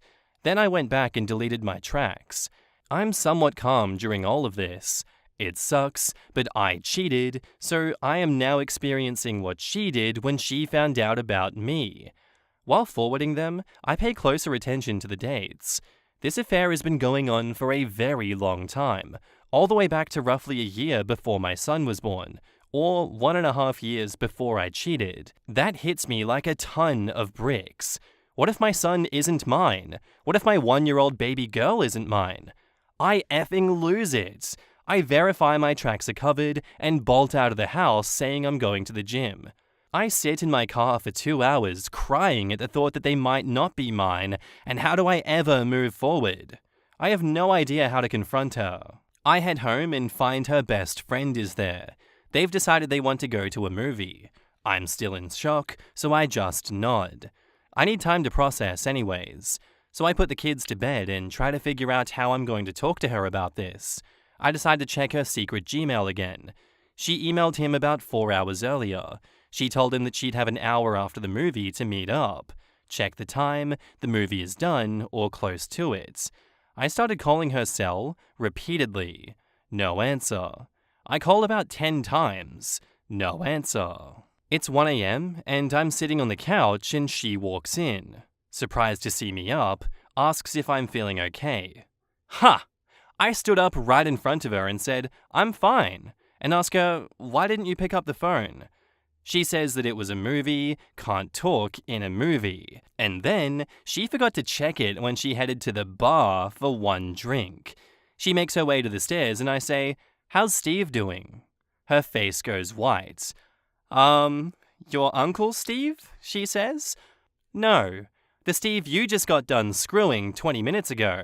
How's he?" I say. She says nothing. I tell her I found the Gmail account. I saw her email planning to meet him after the movie tonight. With what little composure I had left, I asked, "Why didn't you come clean when you found out about me cheating? We could have fixed this together." She starts bawling and runs upstairs. I follow, and what ensues is the worst 4 hours of my life. She comes clean that she met him back when she was working. He was a temp. I again asked why not come clean 2 years ago so we could both work on this. She says she was too hurt by what I did and too ashamed to come clean. She said she told Steve that she needed it to end and wanted to work on our marriage, and she says she did. But about 8 months later, ended up hooking up again, and it started all over. I asked why the prison rules, and she says it's because she loves me and didn't want me to leave. I explained that, while not right, I cheated because we didn't have sex, but obviously she was having sex elsewhere, so she didn't need it at home. So I asked why she cheated, because I know prior to Steve, we had sex 2 to 3 times a week, and she came 1 to 2 times each time. She says he was relentless in pursuing her, which made her feel sexy, and that the relationship was taboo, which added a thrill. I asked, "Do you love him?" To which she says no, but she liked the thrill and the taboo. I could go on and on. I asked a million questions. Eventually, I ask the big question, are the 2 youngest kids mine? She assures me they are, and I ask how she can be so sure, to which her response is, she just knows. Despite what she says, she has no way, without a blood test, to assure me they're mine. I am crushed on so many levels. I stand up and head for the door. She stops me and begs me to forgive her and says that we'll work this out. I can impose harsh rules if I want, and I can watch her every move, and she'll do anything to fix this. I calmly tell her that I have no interest in being a warden and that I need to go for a walk. I walk for an hour and come home and crash on the couch. Sunday was beyond awkward. I said very little to her. I studied my 2 youngest, trying to find my traits in them. Every time I think I'd see something, I'd be struck by the fact that I don't know what Steve looks like. Perhaps he has big ears too, and that's where my son gets them.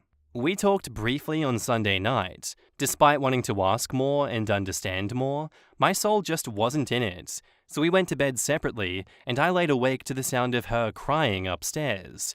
It felt good to get that out. I'm not sure what to do from here. Part of me thinks that neither of us will likely ever trust the other, but the other part thinks that she could have left 2 years ago to either be alone or to be with Steve. She gave me another chance, and I'm a better person for having that chance. Wouldn't it be hypocritical of me to end this because of infidelity? Doesn't she deserve a chance to prove herself and improve herself like I have? Updates. I got home from work, and she has the kids at her parents' for a sleepover. She kept trying to get me to say what I thought or felt, and I kept pretty quiet. I told her that I didn't know what I thought or felt yet. I know I need to talk to her, but all I feel like doing is laying on the couch with some beer and watching Futurama until I pass out. She did eventually get me to talk. I basically said that I don't know what to do, but I think that at the very least we need some separation in therapy if we're going to attempt to fix this. She was unhappy about the separation part, but I put my foot down. I've lived trapped in my own house for 2 years. Perhaps I'm not the person she loves, but instead loves the idea of us. She saw my point and said that she did love me, but understood that some time apart might help. In the comments, Leprechaun says, "You had sex with someone else 6 times. She had sex with someone else a huge amount of times and lied to you. She imprisoned you for no reason. She was also cheating. She was doing it before you were. She caused the rift in your sex life, which also led you to cheat. She never came clean despite the fact that she had more than enough time. She was okay with being a total hypocrite and punishing you. What she did is far worse than what you did. She cheated on you and hypocritically and needlessly punished you for 2 years. I would feel beyond betrayed because she abused you in order to cheat some more herself. She kept you isolated and on a leash so that she could cheat easier herself. She was actively trying to manipulate you using guilt. She did this fully aware of all the facts, and in the meantime, she didn't show any regrets. She could have ended the harsh rules she gave you any time. Quote, "She gave me another chance." She gave you another chance this week. Never before that. So don't lie to yourself. I rarely give this kind of advice, and I hate being so blunt about it, but divorce her ass. She is manipulative and abusive. She was emotionally blackmailing you, guilt-tripping you for years so that you stay loyal, lonely, and isolated while she was out doing what she was punishing you for, while you ended the cheating by yourself. Please don't let her walk all over you, because this is abuse, despite the lack of fists. Whoa! God damn, that is cold, despite the lack of fists. But you know what? I'll let you cook, Mr. Leprechaun, and that was spicy. That was goddamn necessary to say something like that. I don't know, OP. I think you have to leave in this situation.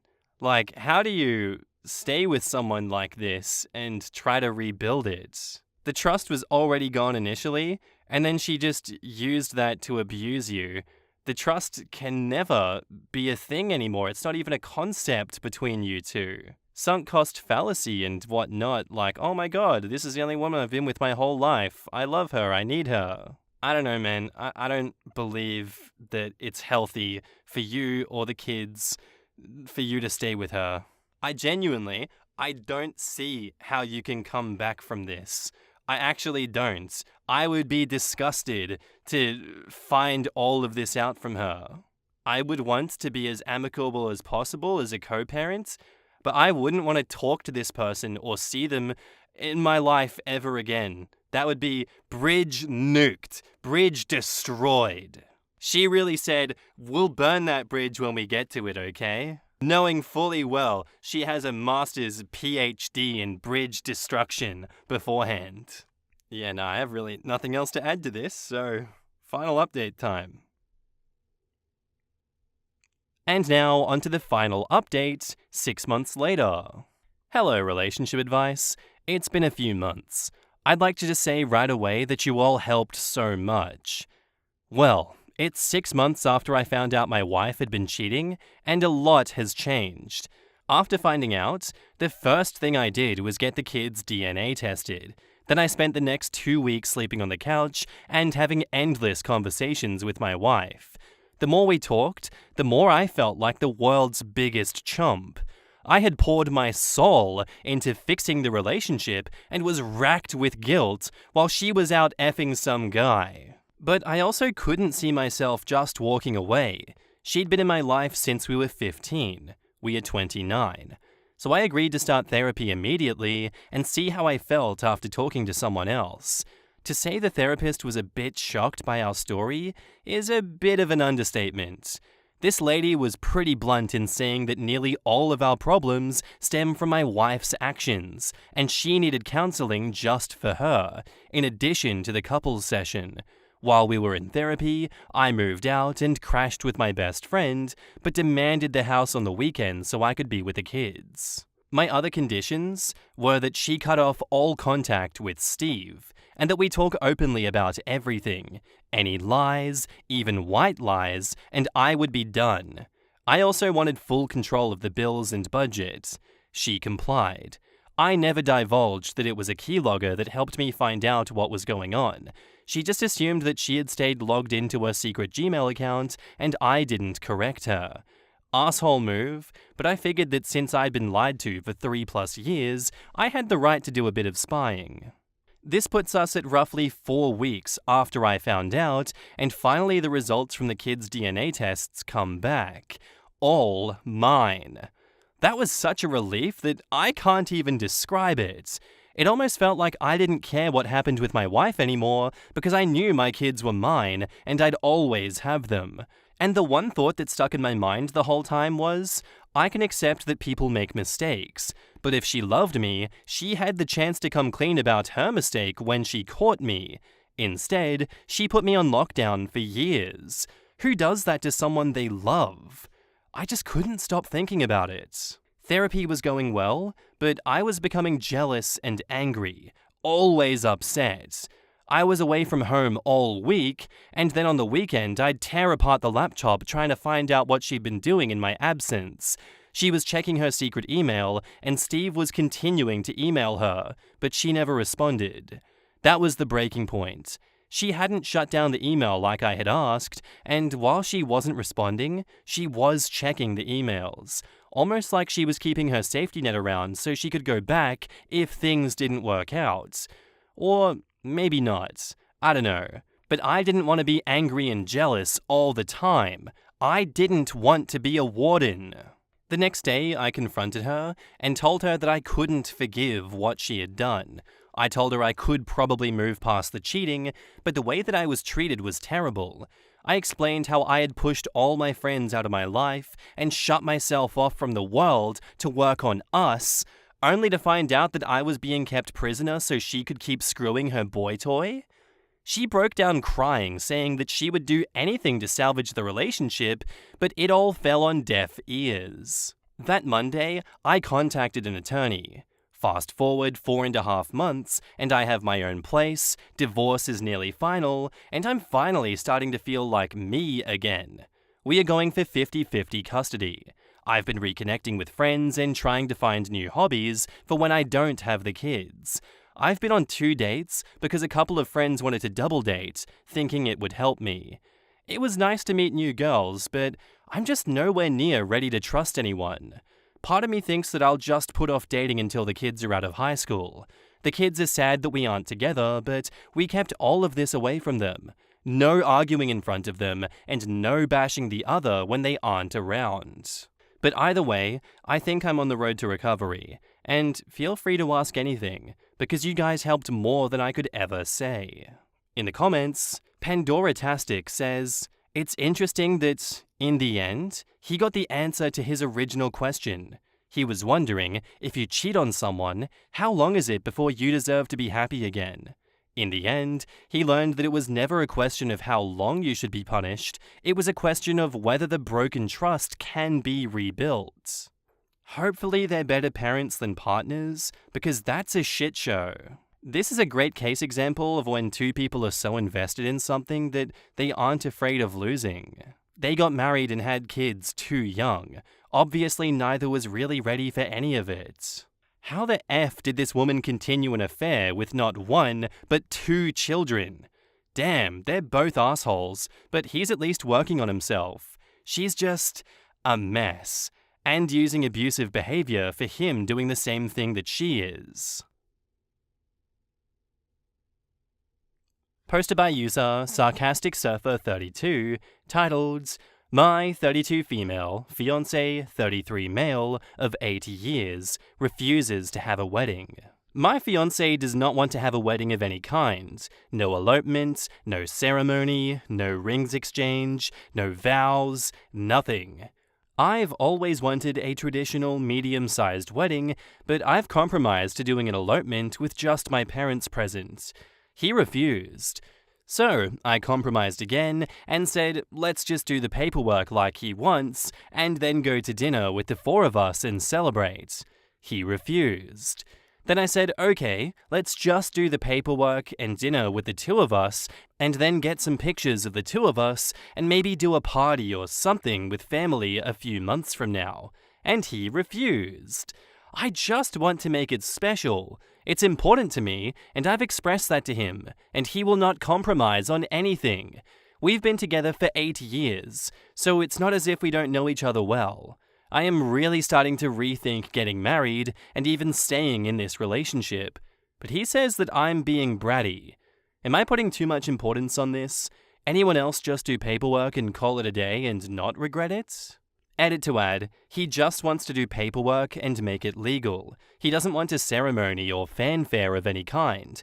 He doesn't have family that he wants to invite, and I'm very close to my family and want to have them at something. He also wants to focus on saving money and not spending it on a wedding. Also, thank you for all the time that everyone has taken to leave thoughtful replies to this post. It's really helping me reflect on the situation, and I appreciate the responses. In the comments, Back in Business Baby says, "Your post made me so sad. You keep making yourself smaller and smaller to try to accommodate him. Any man who loves you and wants to marry you would be proud to celebrate your union, even if it's just in a simple way. Honestly, I think you're putting way too little importance on his behavior." This is how I felt reading it too. You are pleading, and he just refuses to compromise in any way. I can understand if he was just refusing a ceremony, but even refusing paperwork plus dinner just doesn't make sense. Are you sure he even wants to get married? He knows you aren't going anywhere considering you've been engaged for 80 years and put up with it. You should have rethought the relationship a long time ago. A man not even willing to bend a little bit to make you happy? Are you sure this is a husband that you want? OP says, "Good points. I think my post wasn't super clear. He does want to do the paperwork. That's the only part that he's willing to do. He wants to make it legal, but with no fanfare. If just a dinner out with close family or the two of you is just too much fanfare, then he doesn't want to be married. That's the usual amount of fanfare that most people put into their anniversaries. Is he the same for every celebration? He never has a birthday party or goes to dinner to celebrate his birthday?" OP says, "No, which is another reason why I'm wondering if I'm making this too much of a big deal. He doesn't celebrate anything.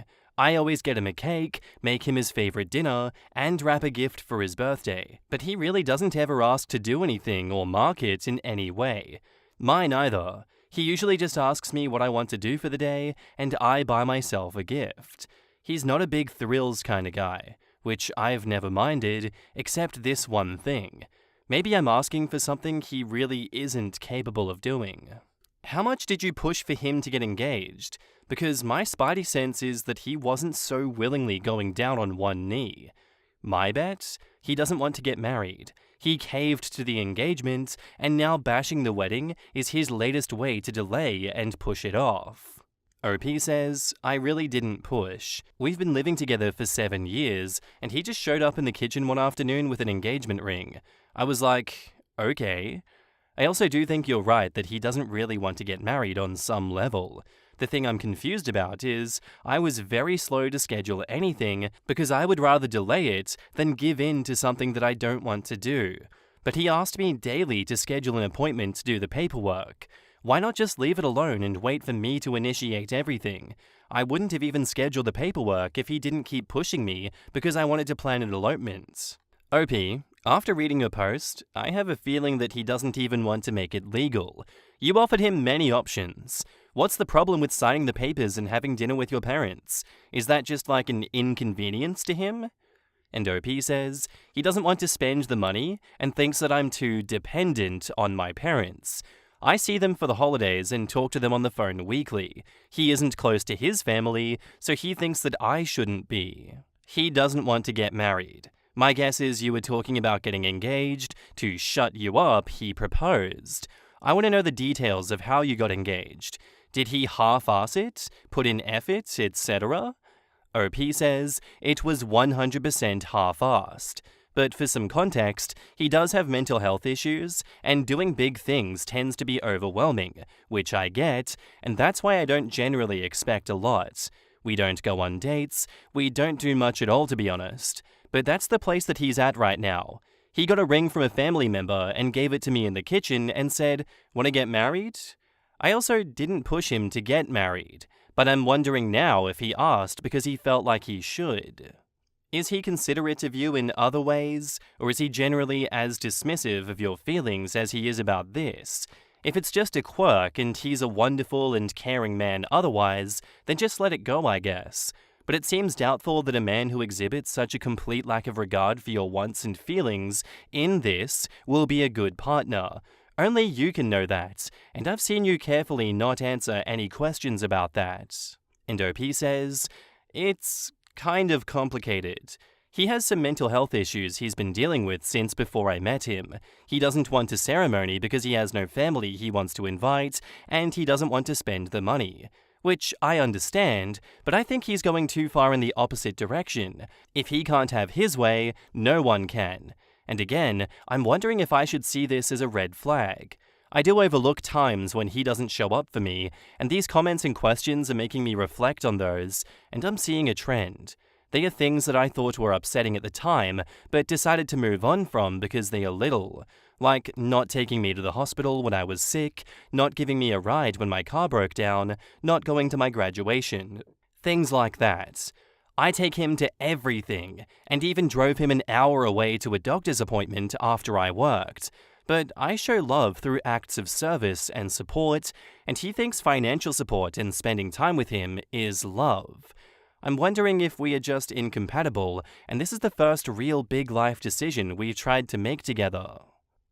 Oh my god, this is just so much for me to process all at once. I don't want to give a typical Reddit Andy response of being like, you've said it loud and clear here, OP. Like, you do so much more for him. He's a very low effort kind of person. He takes you for granted, in your own words. Sometimes it does take third parties in these instances for you to reflect and see trends that you'd otherwise just think are normal and you can brush off because it's never really been a problem before, or you haven't recognized it as a problem. I want to know why he didn't take you to the hospital when you were sick, why he didn't give you a ride when your car broke down, why didn't he want to go to your graduation? Those are pretty big things that you'd want a partner to be involved in, and if they didn't want to be involved in those things, you'd want a pretty big and good explanation as to why they can't, or why they refuse to. And I understand that everyone has love languages, and they have main love languages that they show their love through. I still think that those are suggestions and guidelines, and you should always be fulfilling all acts of love in every, aspect. They're just there to remind you and make you think of what you are lacking and what you need to work on in the love department personally. If all he does is financially support you and spend time with you, but not do things like acts of service and think that that's enough, for me that is a huge red flag. And now, on to the updates. After reading through the comments and reflecting, I had another conversation with him. He agreed to have dinner with the two of us and take a couple of photos, but only if he could buy himself a new computer. I'm sorry, buy yourself a new computer? That is so pathetic. I'm only going to talk with my fiancé of 8 years if I can buy myself a new computer. What is wrong with people? That was much more insulting to me than anything before, especially because he claimed his reason for not agreeing to anything is mostly because of money. I think most of the comments were correct that he never really wanted to get married. I called everything off, cancelled our appointment to do paperwork, and returned the ring that we bought.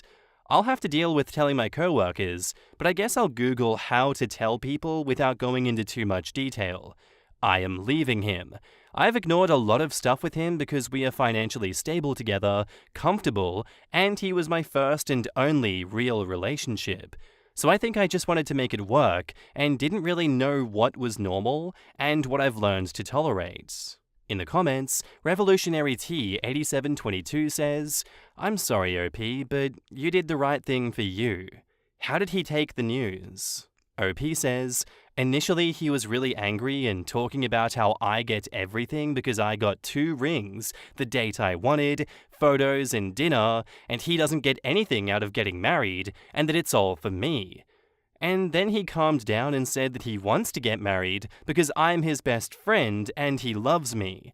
I'm probably going to go to a friend's house or my parents today because the last time that we quote-unquote broke up, I ended up going back, he told me to pack and that he would get rid of my stuff if I didn't." You literally got nothing you wanted. He didn't even want to eat dinner with your parents, but he wants a computer that costs how much as a reward for a $200 meal and some paperwork? Your future self 10 years from now is begging you to leave this dude in the dust and never look back. Imagine how far you'll get in life if you use 10% of the energy on yourself that you probably spent coddling this man baby.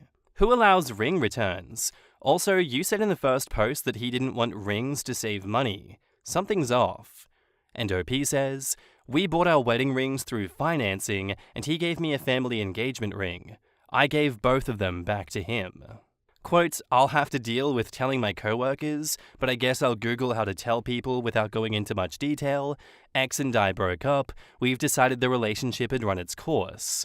That's all you need to say, and you're not obligated to answer nosy questions. You can always toss in an, I'm not ready to talk about it right now, thanks, to the end. A flatmate that I barely know drove me to the hospital once and stayed with me while they checked my stomach pain wasn't my appendix. I remember thinking that it was very nice of her, but also, I would have done it for her. It's kind of a bare minimum of how to be a human. I cannot contemplate marrying someone who wouldn't drive me to the hospital when I was ill. I had a roommate that I honestly hated but still bailed out of jail when he needed it. I have another roommate currently that honestly annoys me quite a bit, but last year I took the day off to celebrate his birthday because he really has no friends, and his only local family member was out of state for work. And that's for people that I didn't even like, let alone supposedly love. And this asshole can't drive his fiancée to the effing hospital? Not taking me to the hospital, not going to her graduation, little things? I would flip if my partner didn't even want to celebrate my damn graduation if there wasn't some huge, stressful, important thing at their job. Damn woman, you deserve someone who celebrates you and puts energy into things without blaming mental issues. I'm with everyone here on this one. I think it was very pathetic, everything that this boyfriend was doing, and I don't understand how you stay with someone like that for 8 years, OP. Not in a way that I'm judging you for it, I just think it's insane that it goes on for so long. Do you not talk to friends and family about his behavior and no one backs you up here? You don't ever come across relationship advice on Twitter, Instagram, TikTok, anything like that, talking about red flags in relationships and question your reality?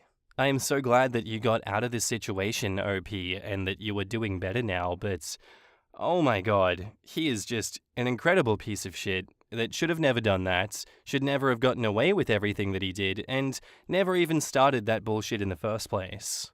Onwards and upwards from here, OP, there are better things ahead. Our next post is by user Major Contact 4009, titled, Am I the asshole for marrying my sister's ex? So me, 27 female, and my sister, 29 female, have been fighting recently for something that I thought got resolved a long time ago. I've debated posting for like a week now, but I figured someone not directly involved would be good to hear from. A couple months ago, I married my husband Greg, 29 male, after being together for 4 years. We met each other working at the same office, and I developed this huge crush on him. I was pretty sure he was into me too, so I decided to bring it up to my sister Alicia. Alicia and Greg had dated in middle school when they were both 13-ish, and because it had been so long and at such a young age, I didn't think that there would be an issue, but I still wanted to check. I didn't want to accidentally start dating some long-lost love of her life or something, so I thought that I would clear the air by asking. She seemed a bit surprised because I don't think she was expecting to hear about her middle school ex-boyfriend randomly so many years later, but after we talked for a bit, she said she didn't really care. So I thought, cool, I have the go-ahead. I thanked her and moved on with things, and a little while later, me and Greg got together. It's never seemed to be an issue before recently.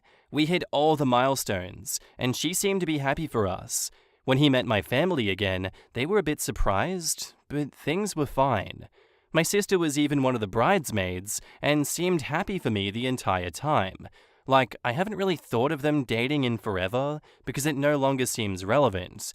I mean, she has a husband at this point, so it doesn't seem like a middle school boyfriend would be something to dwell on. We were with my family this Christmas, and things were going just as fine as they usually are, until my sister started handing out the presents she had gotten. Now, we don't get each other presents every year, and people in my family typically aren't buying special presents for people they're not close to, so the in-laws don't get screwed or anything because they didn't buy every individual cousin a gift. But during my wedding planning, she said she wanted to get me something special for my first Christmas as a married woman, so it took me off guard. I looked sorta confused for a second, but I didn't want to be a biatch on Christmas, so I just smiled and watched everyone open their gifts. Lots of circumstances could cause someone to not be able to get a gift, so it was fine. But after she finished handing things out, she looked at me and said I wasn't getting anything because I had taken enough. What? God, that is so petty. I asked her what she meant because, huh? And she said that I didn't have to be so weird to plot to take Greg from her. I'll admit, I had a crush on him when I was 11, but I didn't plan my life around dating him one day. I grabbed her and pulled her into the other room, and we started yelling at each other. I definitely said some nasty things, because if she had an issue, why wouldn't she bring that up when I directly asked her? We both wound up leaving my parents' house early, and her husband seemed super pissed. My mum texted that she was disappointed we fought on Christmas, which, yeah, I get, but it's not like I did it intentionally. She's telling whatever family members will listen about how I stole her boyfriend, and so they're mad at me. And I don't feel like I could be the asshole, but I also can't tell.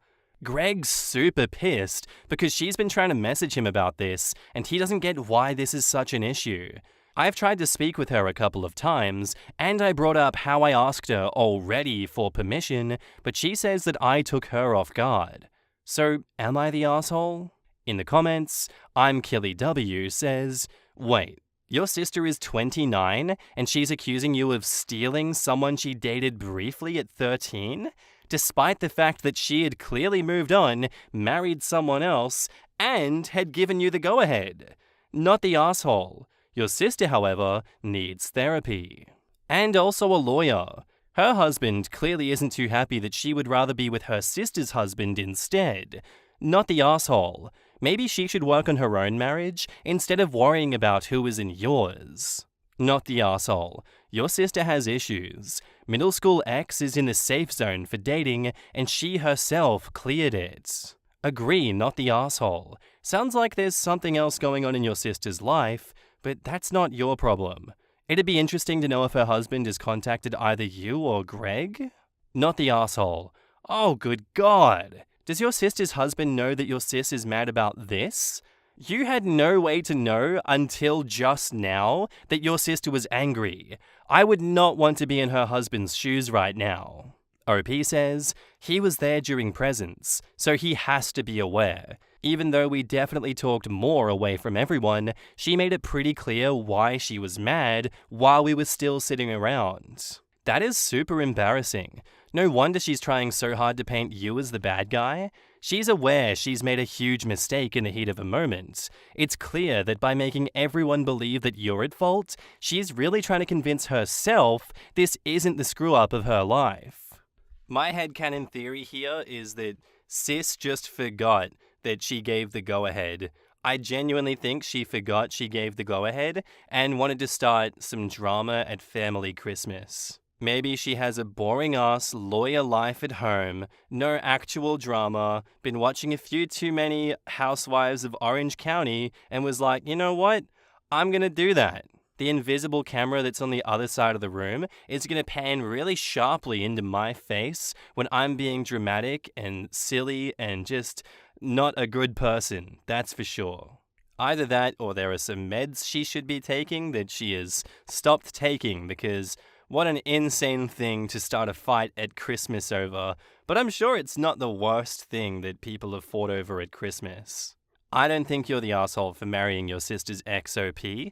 I know that you willingly stole him from her. Her being a married woman and you being in a relationship with this guy for 4 years and it never being a problem. You stole him right out from under her feet. Shame on you, OP, but you're still not the asshole in my eyes. And now, on to the update. Things are pretty tense right now in my family, but less people are mad at me now. A lot of you were correct about the marriage issues between my sister and her husband. The other night, my mum invited me over to talk about what was happening. First, she apologized for telling me that she was disappointed. Her and my dad were just upset that there was drama on Christmas. I apologized for picking the fight during the gift exchange because I know I definitely could have waited until later. Her and my sister have been talking a lot the past couple of days.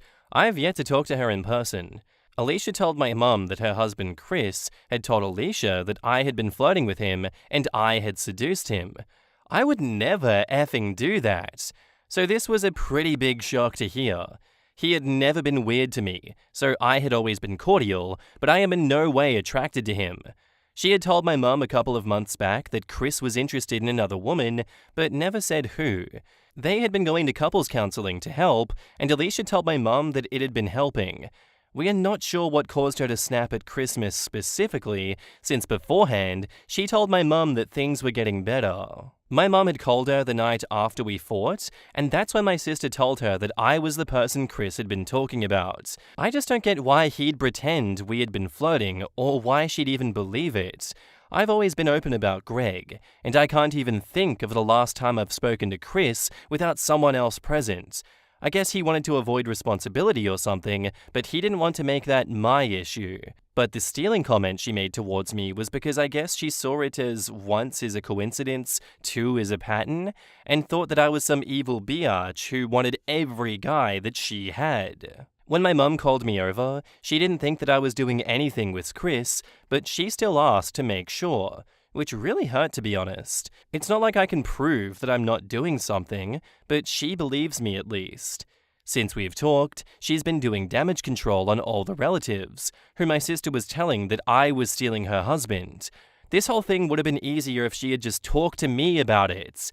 My mum said she would try to talk to Alicia some more to convince her that I'm not trying to steal her husband. Greg's pissed. He's pissed at my whole family pretty much, but mostly Alicia and Chris. She texted Greg yesterday, "OP only loves you because you were mine." Sophia, I guess she doesn't believe my mum. He blocked her after that. I don't know, I was hoping the reasoning would have been something else. I'm not sure what to do. I don't know if my relationship with her can come back from this, and I refuse to be anywhere near Chris. In the comments, Rocket P says, "It's possible that your brother-in-law cheated and is using you as a smokescreen to hide it. It is unfortunate that your sister chose this route, but that's on her. It's also possible that she knows he cheated, and who with, and is also using you as a smokescreen.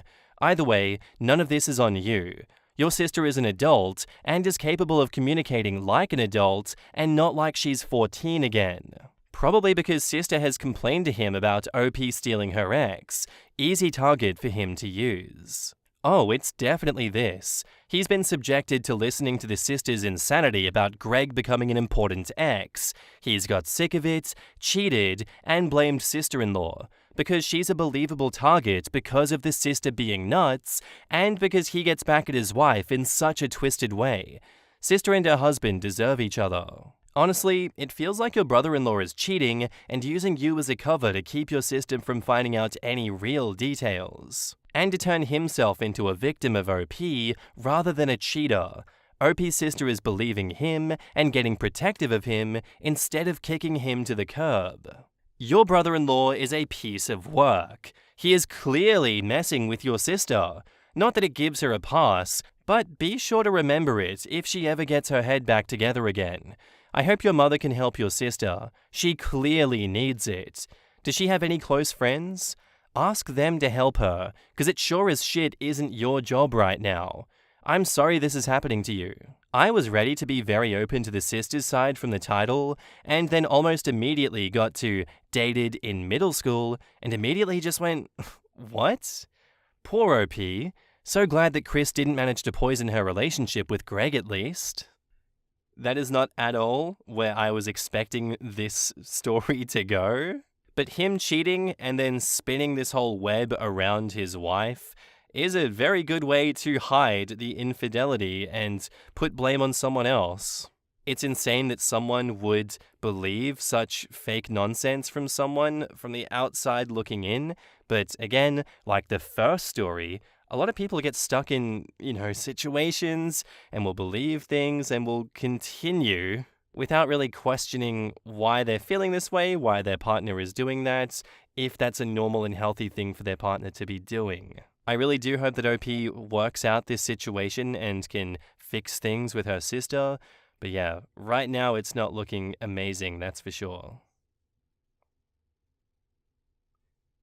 Am I the asshole for telling my 28 male, girlfriend, 25 female, that she went too far in messing with her sister?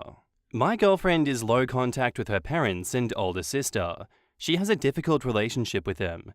She felt bullied by her sister Cora, 31 female, growing up. Her mother was frequently ill and depressed, and her father traveled for work for months at a time. They were kinda poor, so Cora did multiple jobs since her teens and was controlling and domineering with her siblings about chores and schoolwork. My girlfriend has a lot of resentment about her unpleasant childhood and is pushed back by sabotaging things for Cora in silly and petty ways. Cora got married to her boyfriend of 3 years about 6 months ago. My girlfriend flew over to attend, but did act bratty to mess with Cora. It was mostly minor stuff, like not confirming travel plans till last minute, so Cora was forced to pay more for plane tickets, changing her mind about her dress frequently so that Cora had to buy and return outfits multiple times. There were a few other things too, like messing with some organized plans and refusing to do things that she committed to. I don't really like it or understand it, but she feels it's important for such payback to bring a balance to her relationship with her sister. Where I feel that she went too far is that the night before the wedding, she had a long talk with the groom about how difficult and short-tempered that Cora can be. He has a kid, 6 male, from his previous marriage, and she knew they were planning on having more kids right after they got married. She told him that Cora hates little children and will bully them. The newlyweds ended up having a lot of fights over their honeymoon because the groom wanted to postpone having kids and change how much involvement Cora would have with her stepkid. Cora found out recently that the conflicts are because her sister had this talk with her husband and she's been blowing up at my girlfriend. She feels upset at my girlfriend's interference because she wanted to have kids soon, and my girlfriend feels justified because she is convinced Cora would be an awful mother. I told her that it wasn't right for her to meddle in her sister's marriage just to mess with her, but she feels that nothing she said is untrue, so she was morally right to do so. We have been having arguments about this, and my girlfriend is now mad at me. Edit to add, I've been asked this multiple times. So, Cora is the oldest. Their parents had separated after she was born, and then got back together a few years later, and had 3 more kids, one after the other. My girlfriend is the second oldest. The youngest 2 are close to both my girlfriend and Cora, and ignore the conflict between the 2. Cora did different short-term jobs for extra money before she got her full-time job. She didn't do 2+ jobs at the same time. In the comments, Cats Kill Kids says, "Not the asshole. Based on this and your girlfriend being mad, you better run. In your post, you say girlfriend is mad because growing up, their mother was ill and depressed, and the father was not around due to work, leaving them in a poor condition, requiring Cora as a teen to have to work multiple jobs helping with the home, and got on your girlfriend about chores and schoolwork. So by being forced to parent her siblings as a teen, and being tough about homework and chores, girlfriend feels justified in sabotaging her sister. It sounds more ungrateful than anything. Your girlfriend needs serious anger management and general therapy. None of this is healthy or acceptable. She says she just spoke the truth to her new brother-in-law, but when you go in with an agenda, there is a lot left out. Your girlfriend will not change unless she gets therapy, and she does not seem to think that she has a problem. So it's likely that she won't seek the help, and you need to think about yourself with this woman. Good luck."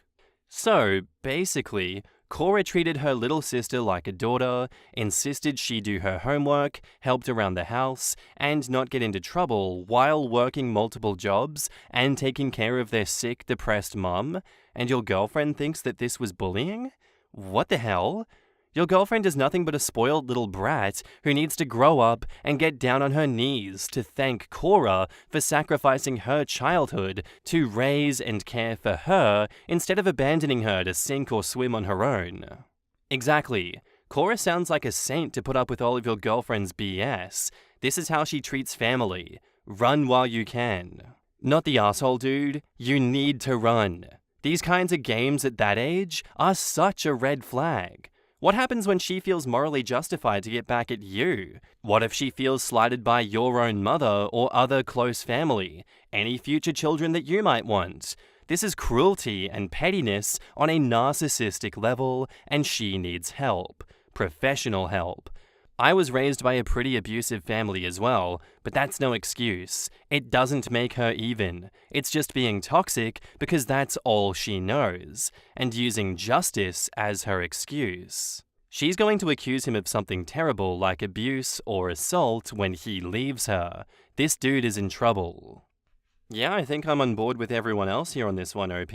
I was honestly wondering where this was all coming from and if she was lying or not, because in the case that she was a terrible person to young children, maybe there was a case for it, but your girlfriend is misrepresenting the situation as a whole. She effectively ruined what should have been an amazing and relaxing honeymoon for her own gain. Instead of recognizing what she's done and being the bigger person, apologizing and trying to make things right, she's doing the classic narcissist thing that we see all too often on here. She's playing the victim. She says she feels that nothing she said is untrue. She's morally right to do so.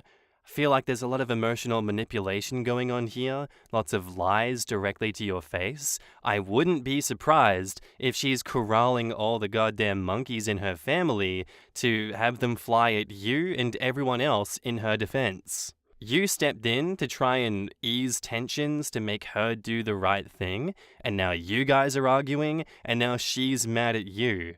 Is this someone that you can realistically see a future with? Because if they don't correct course now, I don't think they're ever going to correct course in the future. Like, no, you're not the asshole for telling her that she went too far with messing with her sister, but now I think it's time for you to step up for yourself, mate. And now, on to the updates. So my girlfriend, Sia, and I had a lot of arguments about her behavior. She got angry and broke up with me. I am still stuck with her for a bit because we share an apartment with 2 other roommates and my lease ends in a few weeks. Sia and her siblings have been arguing a lot about this, and here's what I gathered from what I've been told and from overhearing the daily drama. Sia has been doing this since they were little kids. Whenever she feels Cora is being too bossy and demanding, she'll sabotage her by messing up things. Cora has no idea. She thinks that Sia is clumsy or forgetful and just works harder to fix things. She doesn't realize that Sia does it on purpose. Their younger siblings know, but just ignore it. Sia has talked about Cora behind her back a few times in the past, that she has anger problems and is mean. According to Sia, everyone knows that she's short-tempered and yells a lot, but people like her because she helps them and is a fixer. I heard Cora tell her that she knows Sia talks about her like this and has accepted that, but still didn't think that she'd do it at her wedding. What Cora is really shocked about, though, is that Sia called her a bad mother and that she hates kids. Cora sees herself as a good mother figure and did not see this coming from her sister. All the siblings rely on Cora as the parental figure instead of their actual parents. So Cora has helped her siblings with school, college, and just about every facet of learning to adult things. Her siblings still call her first for help with anything. Even Sia does that. A couple of months ago, she totaled her car and panicked and called Cora first. Cora then walked her through everything and helped her deal with insurance. Sia is still adamant that she did the right thing. When she talked to her brother-in-law, he was surprised to hear that Cora was short-tempered or that she yells. He hadn't seen that side of her. Sia thinks that her telling him that means now he won't be shocked when he sees the real her and they'll be in a stronger marriage. Cora and her husband have since fixed their issues and are doing well together again. Sia feels like her actions have actually helped Cora, and so she has nothing to complain about. I think it's more likely that brother-in-law witnessed these siblings' arguments and realized how things are. Cora hosts Thanksgiving for the entire family and also organizes a family vacation every year. In her arguments, she angrily told Sia not to come to these events this year. She doesn't want her there. Sia complained to their mum, and mum berated Cora for trying to break the family. Cora blew up and is not going to do Thanksgiving at all. That offended a lot of people, and everyone is giving her a hard time for overreacting. Sia is sure that she'll get over it and host again. I'll be moving out soon and probably won't have any more insights into this family drama. In the comments, Unlucky You says, "You dodged a bullet with this one. Sia is a stone-cold biatch. I can't wait until her next emergency when she realizes that Cora won't be there to fix shit for her. I'm hoping that Cora does break up this psychotic family. I think the younger siblings are assholes too. Neither of them can stand up for Cora, even though they all take advantage of her. The parents have always been assholes. I hope that Cora goes scorched earth on all of them." What's sad is how little she appreciates the one person in her life that is her rock and is there for her. Sia lacks so much self-awareness that she doesn't see that she is treating her parentified sister that is there for her poorly, but still expects so much of her. Cora absolutely should create some distance and do less for them. She deserves to be her own individual and have her own space and not be forced to be their rock anymore, because they're old enough and should know better and shouldn't be doing that to her. But especially your selfish ex, you will absolutely be much better off. Kudos for dodging that bullet. Damn, I feel so sorry for Cora. She clearly had a very shitty childhood, and one of the younger siblings she raised is now being petty and spiteful while still relying on her. Right? Poor parentified Cora, who got the short end of the stick in every way. And I mean, it is understandable that, as a child, Sia might have resented Cora's authority and blamed her a lot for the family problems, simply because she didn't know any better and didn't realize that Cora was absolutely a victim herself. Younger sibling resenting the parentified sibling is a pretty common story after all, and understandable when they are children and don't know better. But as an effing adult, at the absolute latest, that's when she should have done some reflecting on their family dynamic and recognized that her resentment and anger were utterly misdirected and that Cora did not deserve any of Sia's bullshit. And the way that she expresses her anger, it's not just childish, it forces Cora to step in and fix things, once again putting her in a position of authority, and Sia will promptly resent that authority, leading her to F things up, forcing Cora to step in and fix things. I just hope Cora has the support that she needs, and I wish those younger sibs had her back, instead of letting Sia get away with her shitty behavior. The best part of this story is knowing that he'll be out of there and there won't be any more information. Whatever he said about not providing enough info about her personality is on him. She sounds like she could pay for her therapist's kids way through college. It really is the best possible solution for him.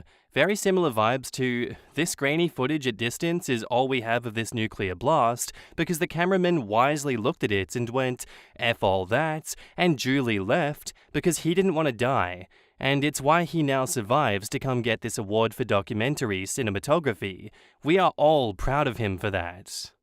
And you know what? I'm proud of you too for walking away from that shit show, OP, because that was outlandish, nightmarish, just not gonna get better at all. I think that first comment by Unlucky You was right on the money, that this is a psychotic family. They are all using Cora, and Cora, I think she does realize that everyone is using her, but she's not leaving. This is genuinely a case where I don't blame Cora if she goes very low contact or no contact with her family for a significant amount of time until they realize what they're doing wrong and hopefully change their ways and mature. This all could have been prevented if the parents had actually done their job properly and been parents instead of dropping the kids and being like, you know what?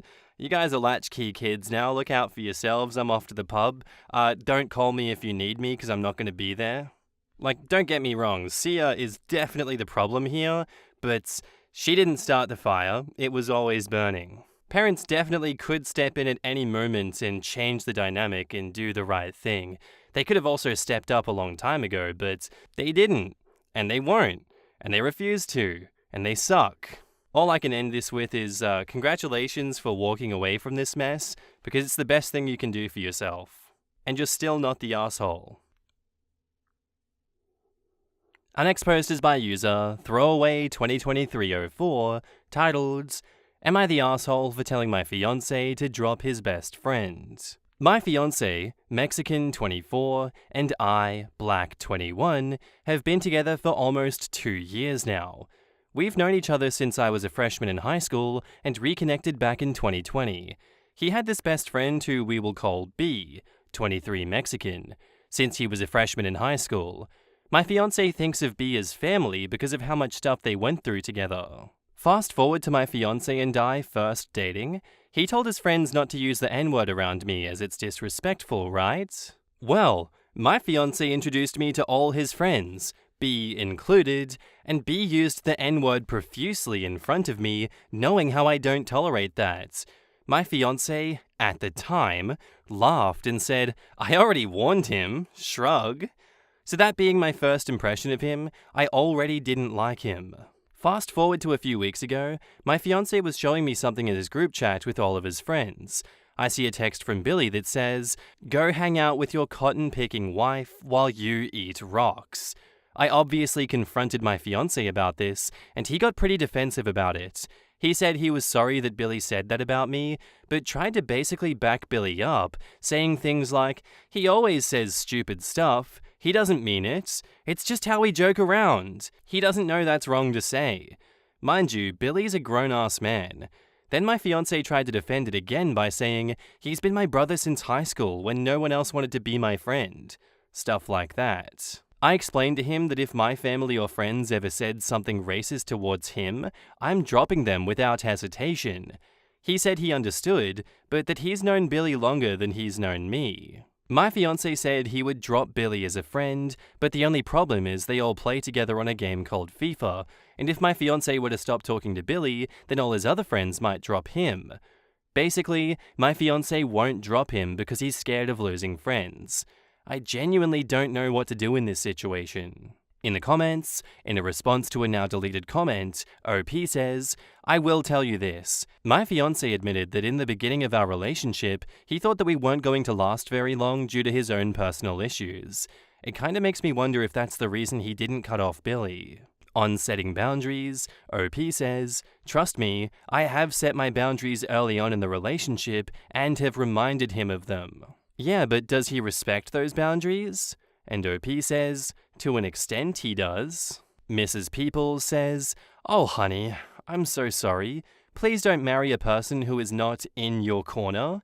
While you may not need to be defended, you do need to be respected. And if your fiancé doesn't care enough to defend you and end this racist crap, he doesn't deserve you. Not the asshole. OP replies, You worded this beautifully. Thank you so much. This whole situation has been weighing on my mind and heart heavily. The problem isn't the friend, it's your fiancé.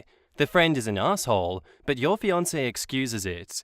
Excusing it is the same as saying it himself. If his other friends are willing to ditch him just because he stands up against racism, then maybe they're not such great friends after all. It's time for your fiancé to surround himself with people who actually value him and his relationship with you.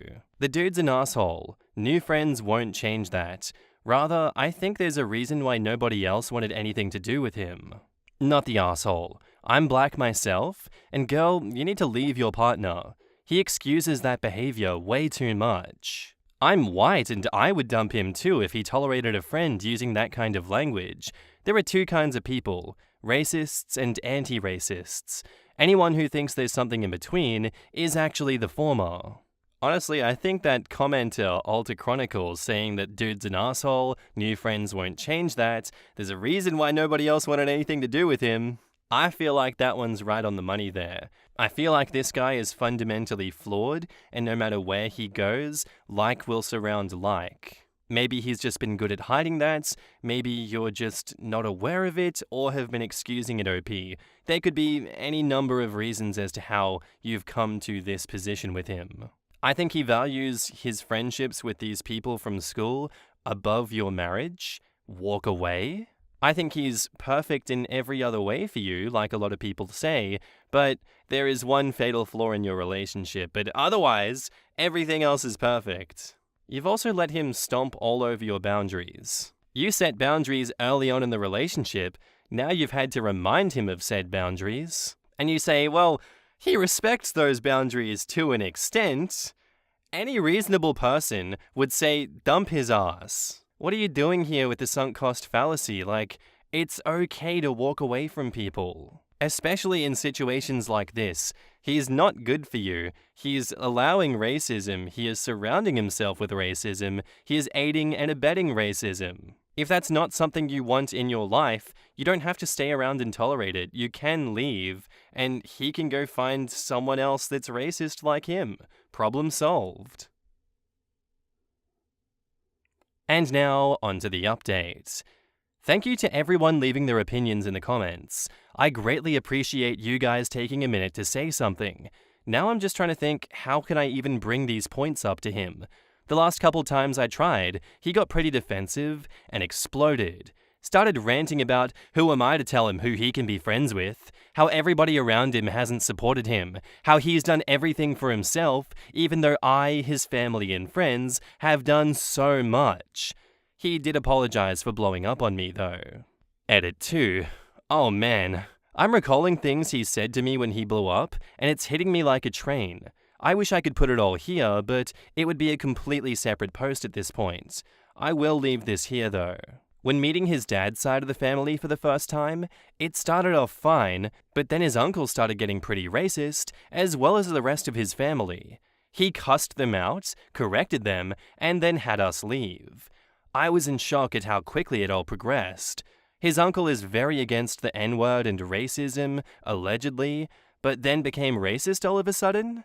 In my fiance's rant, he said, "Why didn't you let me know I was doing the right thing? Most men would just let it happen and not stick up for their girl." I feel like I shouldn't have to let him know that he did the right thing. Standing up to a racist and shutting them down seems like common sense to me. It almost seemed like he wanted a pat on the back for it. Edit number 3, 6 months later. We finally did it as of last night, guys. My fiance is now my ex. It's been a wild 2 years with him.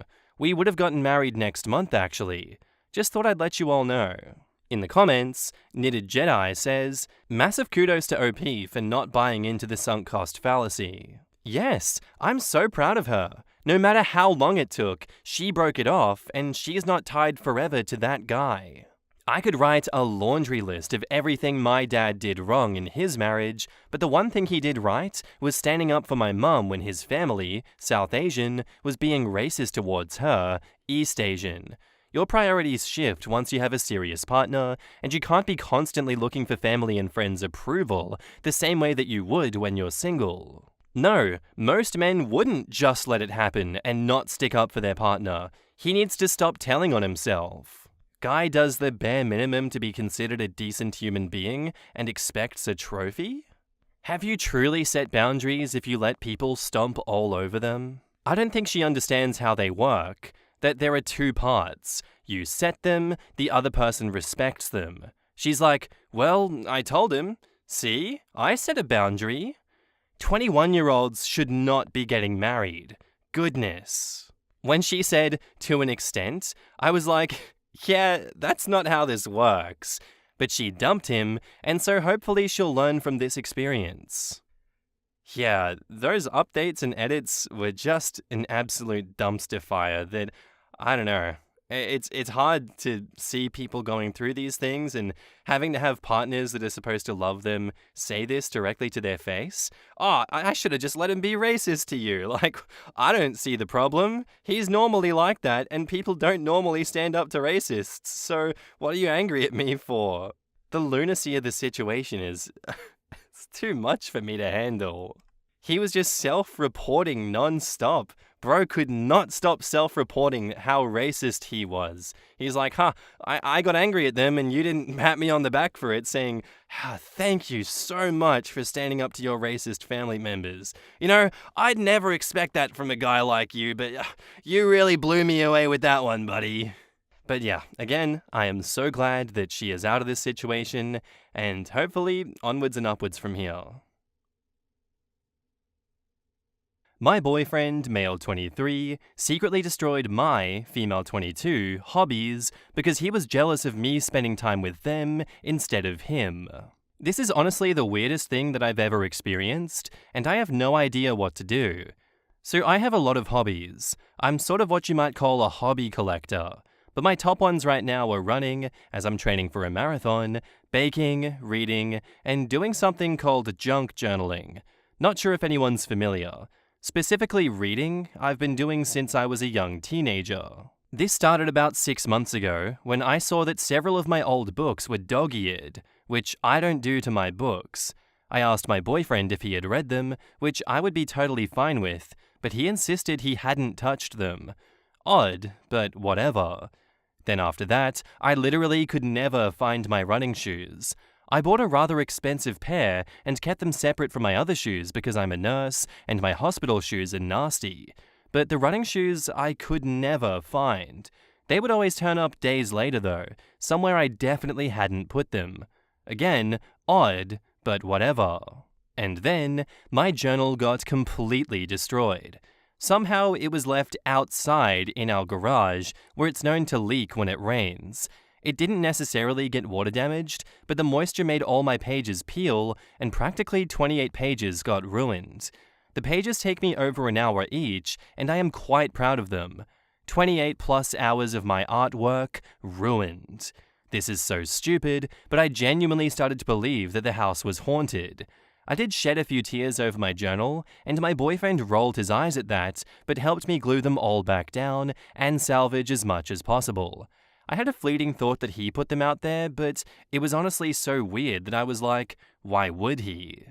Then it was back to my books. I have a huge bookshelf with about 200 plus books because I read daily. I started to notice that one by one, they were effing disappearing. Like straight up gone. I searched every corner of the house and could not find them. I even texted all 3 of my sisters, my brother, and my boyfriend's sister, asking if they had borrowed any, and didn't tell me. They all said they hadn't. My boyfriend's sister borrows my books often, but she always asks and insisted that she didn't have any. When this happened, I was like, what the fuck? And then it was my baking. I could never find my mixes or my baking sheets or anything when I wanted to bake. The final straw though was when I found my KitchenAid mixer had been broken, literally just would not turn on. And if you don't know, those things are expensive. I straight up asked him, did you do this? Like, why is all my shit broken or lost recently? He finally admitted to purposely hiding or breaking my things because my hobbies annoy him. I'm not gonna lie, I exploded. I told him he was a weirdo for touching my stuff and that it was honestly so strange to do this as an adult. He proceeded to defend himself, saying that I was spending more time on my made-up hobbies than with him, and this was the only way to make me focus on our relationship again. Which, for context, isn't true at all. We still have a great relationship, or so I thought. We go on dates twice a week, we have sex regularly, we get along with each other's family and friends. Like, I'm so confused. We've been together for 2 whole years. I love him so much, and other than this odd behavior, he's been so good to me. After that argument, I was genuinely so distraught that I left the house and went to my sister's house, who live together. They also agreed that it was the oddest thing in the world.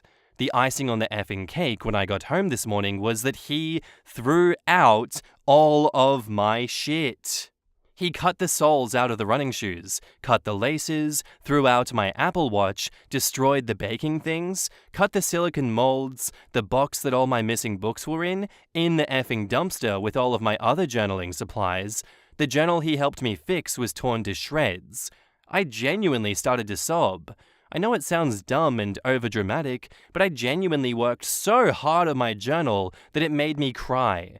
Literally hundreds of dollars and some of my favorite books in the trash. Money spent on baking supplies, which I used to bake for my cousin's elementary school, ruined. I just don't understand what is wrong with him. He's never been like this before. Ever. I'm genuinely so effing confused what has gotten into him. What do I do? What has gotten into him? Is it something else that he could be projecting? I'm genuinely so confused. Updates, I'm still not there. I'm with my sisters deciding what I need to do next. Thank you everyone for the comments and help. I really, really am grateful for it. In the comments, Kiki Cat Lover says, he's an abusive asshole. Leave him. You deserve someone who encourages and celebrates your interests. OP replies, and the thing is, up until like those 6 months ago, he literally always would. I even got him to read some of my favorite books. I am just so confused what snapped for him. So weird, and it genuinely scares me. Yeah, that was just him faking. This abusive shit is the real him. Abusers will pretend to be normal, but normal people don't pretend to be abusers unless they actually are. OP says, yeah, I just can't believe he was able to act normal for a year and a half. I literally never expected something like this from him. It's so hard to leave someone because they hate your hobbies. It's so odd. Edit, longer than a year and a half, because we knew each other for a year prior to dating. That's not why you'd be leaving him though, OP. You'd be leaving him because he is a deeply cruel person who would rather systematically destroy your happiness than have any attention be directed away from himself. Hate is a feeling. What he did is intentional, prolonged, horrifyingly abusive action. OP replies, it's just so hard to think that he was abusive to me. I never in a million years would have thought that he did this. He's never once made me feel unsafe. Time to read Why Does He Do That? Inside the Minds of Angry and Controlling Men by Lundy Bancroft. Seriously, it will explain why he does that. Dr. Expendable says, charge him for it. Destroying your stand mixer and running shoes could add up to felony charges. All your books are definitely a huge cost. Don't just break up with him and kick him out. Get him arrested for breaking your shit. Get your money back. He wasn't adult enough to handle another adult. Show him the consequences of his toddler tantrum. OP replies, it's not even those things that get me the most. Shoes are shoes and a mixer is whatever, but he saw the amount of effort that I went through for the art for my journal thing. I'm not an artist, and each page took me nearly an hour and a half each. And he ripped them all apart like nothing. The books I had tabbed and written in and annotated with all of my thoughts about my favorite books. He made sure to throw all of those out too. I'm just so hurt. Yeah, honestly, OP, I can't explain his actions either. It kinda just sounds like he's crazy. He literally just woke up one day and chose violence. Don't know why he did it. Don't know if it makes him feel good or not doing that, but he chose to do it regardless. Maybe he just enjoyed bullying you and making you question your reality, and then once you caught on to it, he's like, how do I up the ante even more? I know, I'll just destroy everything. That'll go down great. We could all just sit here and backseat drive as to why he did it, what his motivations were, but at the end of the day, you just gotta focus on what you can do, which I would think is pressing charges. Yes, you're kind of nonplussed about everything because the emotions you tie to the journal are much higher than those of everything else, but, felony charges, come on, do it for the vine. Those mixers ain't cheap, those running shoes ain't cheap, everything else, it's gotta be over $1,000. We gotta hit him with a felony charge for that. Really get some karma back at this guy, please. And now, on to the updates. So, thank you for all of your advice yesterday. A lot of people were very, very concerned for me, and that is honestly mind-blowing. If all you want is to know that I'm okay, I am. If you want to know the full story, here it is. I decided last night that I really needed to get my dog, as a lot of people said that he was going to hurt her or even kill her when I wouldn't come back. I didn't tell him I was coming, just went with my sister and let myself in with a key. He was upstairs but came down immediately, apologizing, begging me to just talk, telling me I was overreacting, all that. I just ignored him and grabbed my puppy. I told him I was taking her and my few things, and that I would be back later, tomorrow, as in today, with my other sisters and brother to collect the rest of my things.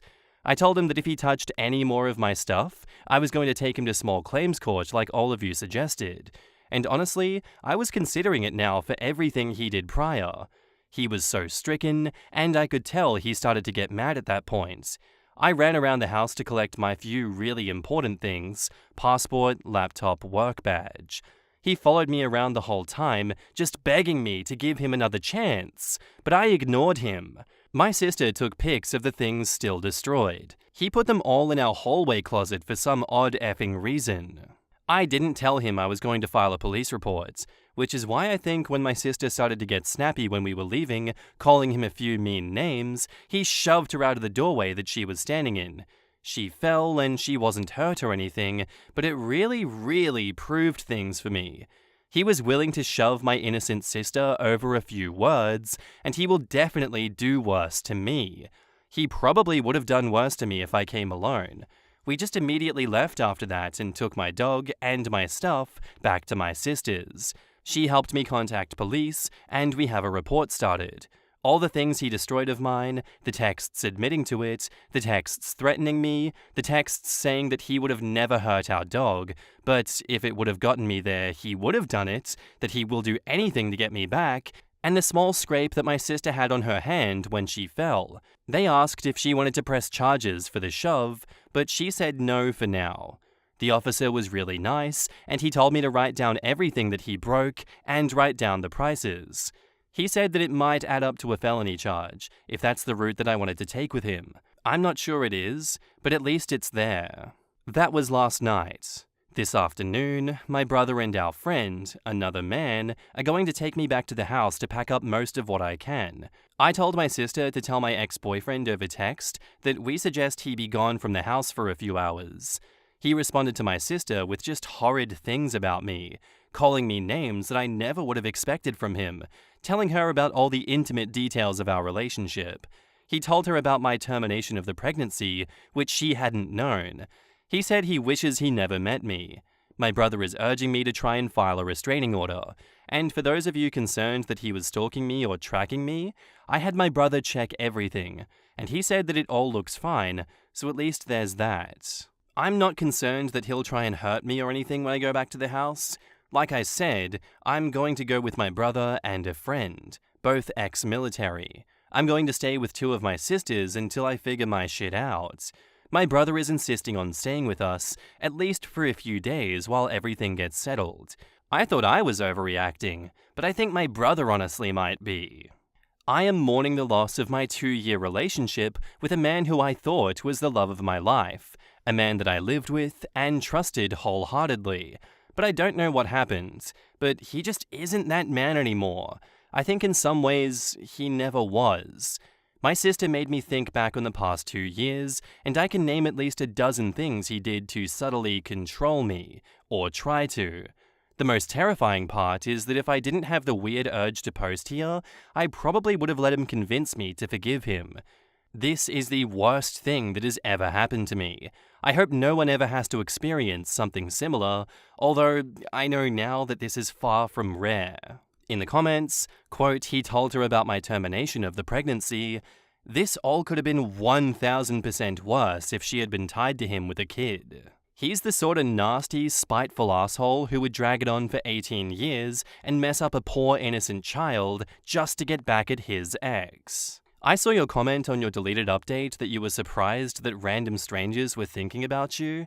I guess I'm one of those strangers, and I wanted to add that I'm so happy that you have a supportive family and resources.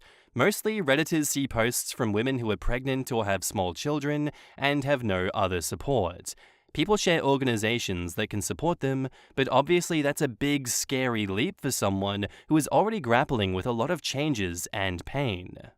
I think your post resonated with a lot of people because you had the chance to escape successfully. Everyone was rooting for you to take it and move on from your terrible ex. Not to speak for all of Reddit, but we're just so happy that you saw him for who he is and you'll be out of his control now. Good luck and take care. Is there a reason that they're not pressing charges against him shoving the sister? Like, I'd get it if they were trying to not piss him off, but it seems like we're already far past that stage. Well, that's because at this point, it's probably easiest for them to make a clean break. Pressing charges at this juncture means they're going to have to potentially be involved in the resulting trial, provide more evidence, etc., and OP understandably just wants out. That being said, the way this dude is going, it looks like he's pretty ready to escalate on his own, so they might still end up in court.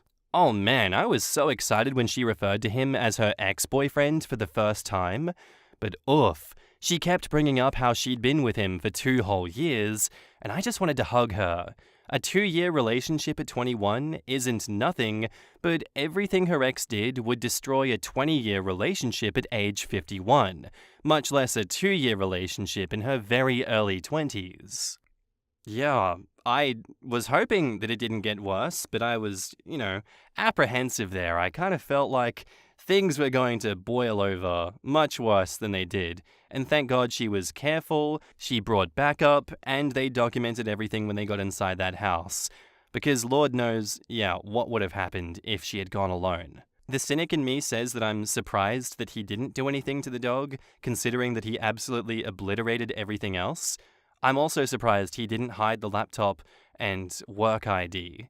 I guess they're not particularly hobbies, but those came up on my abuser bingo card, and I'm very much happy that I didn't have to cross those off. I do question my internal thought process here too, because I feel like the right thing to do is to press charges against him and have some justice. But for a dangerous man who has clearly shown that he's ready to escalate the physical abuse, don't know if that's the safest thing to do. I'd love to know what your thoughts are in the comments below. What would you do going forward here? And what are your recommendations for her? Our next post is by user BubblyTechnology804, titled, I told my friend, those fake tits didn't keep your man home now, did they? I have a friend, and I'll call her Tiffany. The backstory on this girl is kind of funny because she used to be my middle school/9th grade bully, but we ended up close friends. And although we became close, that hasn't stopped her from being snarky over the years. But I overlooked it because I figured that's just her personality. I did up until now because in my opinion, she crossed the line.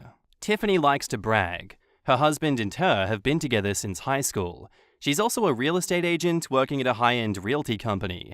She makes pretty good money. She overall has a nice lifestyle, no hate there. But lately this girl's been having it out for me. So me and a couple of girlfriends had a get-together at her place, but she wouldn't stop targeting me. It's not verbatim, but this is what she said. So, what's the deal with y'all? Why hasn't he married you? It's been years, girl. Oh, I know. He probably won't marry you because you're kind of flat. She said for years my body is why my boyfriend won't marry me. She's gotten her entire body done, and now that she has a nice body, she's shaming me. She used to be skinny too, ironically enough. So I clapped back and said, those fake tits didn't keep your man home now, did they? Because her husband has a history of cheating. And they all called me a beer and kicked me out. Her poking at me, I guess, brought back some resentment from the old days of her bullying me, so I think I snapped. It was really hurtful to my self-esteem, to be honest. Was I wrong? In the comments, more than likely, she bullies everyone around her. It creates a sort of need for people to make her like them. Think Regina George. Your response was perfect and spot on, but you upset the main girl. All the other girls jump to her defense to get on her good side and show what a good friend they are. Find a new friend group. They all suck. This, and also prepare your boundaries. She sounds like a covert narcissist and will be texting or calling soon enough with a demand for your attention, acting like nothing happened, swiftly followed by acting like you owe her something and she now has something on you. Ignore her now. It is their worst punishment. I don't see any difference between what she said about your boyfriend not marrying you and you saying her fake tits couldn't keep her man home. No, I don't think you're wrong. Exactly. This was pretty even tit for tat. Tit for flat. Lamau, no. It was literally equal to what she said in every single way. She just got upset because her mocking you isn't true, but what you said brought home some truths for her. Nice clap back. It was a good rejoinder. What's good for the goose is good for the gander. You don't need friends who keep you around to tease you and insult you like that. Yeah, I'm on board with them as well. I don't think you've done anything wrong. I think, if anything, you have done wrong by staying friends with a childhood bully.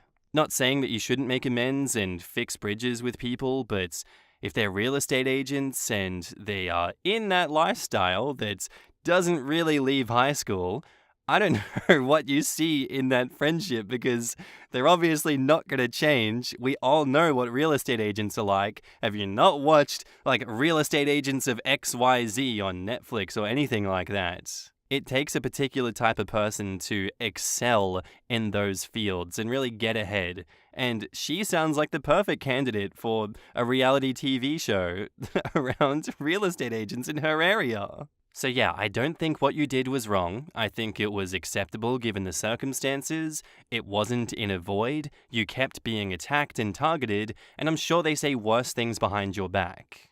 Perhaps this is the push that you need to slowly cut them off and find new friends that aren't complete assholes. Onwards and upwards from here.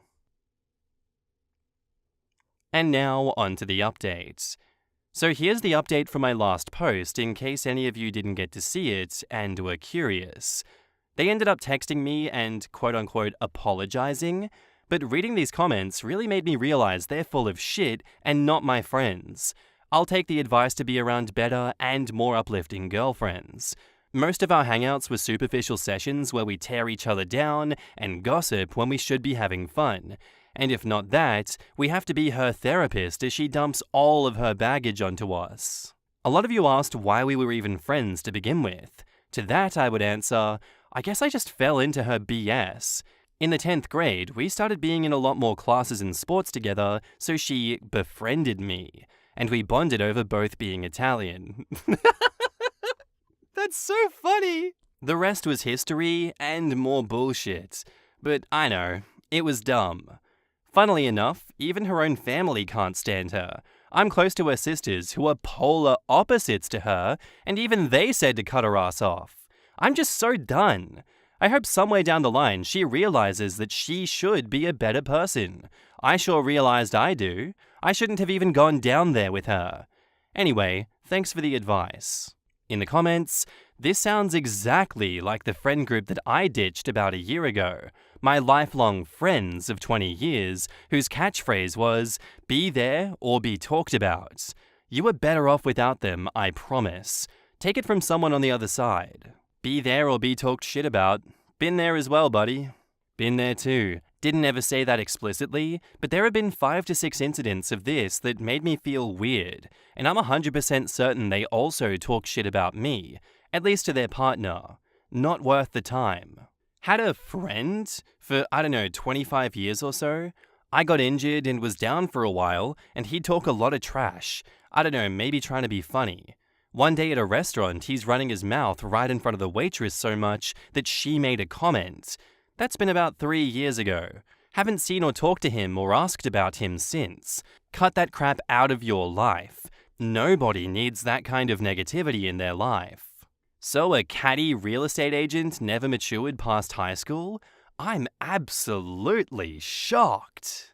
I used to work for a real estate company, and outside of high school, the agents were the cattiest people I have ever met, especially the older ones. In some ways it was hilarious, but I also had little to do with them outside of the password resets and shit. Do people have no self-preservation? Why would you ever befriend your bully and then continue that relationship for so long? Loneliness and trauma. Just makes it so ridiculous how OP talks like she is so much better than these women. Like, you were okay hanging out with them for years. OP isn't that much better, to be honest. People like this generally won't change. My mother has an office job, and she still gets bullied like she did in high school. One woman in particular openly flirted with my mum's boyfriend at a work event and told everyone in the office that he came on to her. My mum's boyfriend never left my mum's side the whole night, so she would have noticed this happening. She definitely said it to start drama. I made my mother laugh when I said, "Oh, she's 40, peaked in high school, and never mentally matured past 16. Yep, once again, they're acting for a fake camera that's on the other side of the room that they're waiting for their moment to start a fight. And the camera's panning sharply into my face and, "Oh, you don't know what's good for me! You'll never know what's good for me!" And it's like, where did this come from? Who are you? How are people so bored in their lives that they have to do shit like this? And that commenter as well, I'm calling OP out. How did you stick around with these people for so long and find so much enjoyment with it, OP, if this one event that was the straw that broke the camel's back was too much for you? I'm curious because you were so fine with it for so many years post-high school. Is it an Italian thing? That's sarcasm.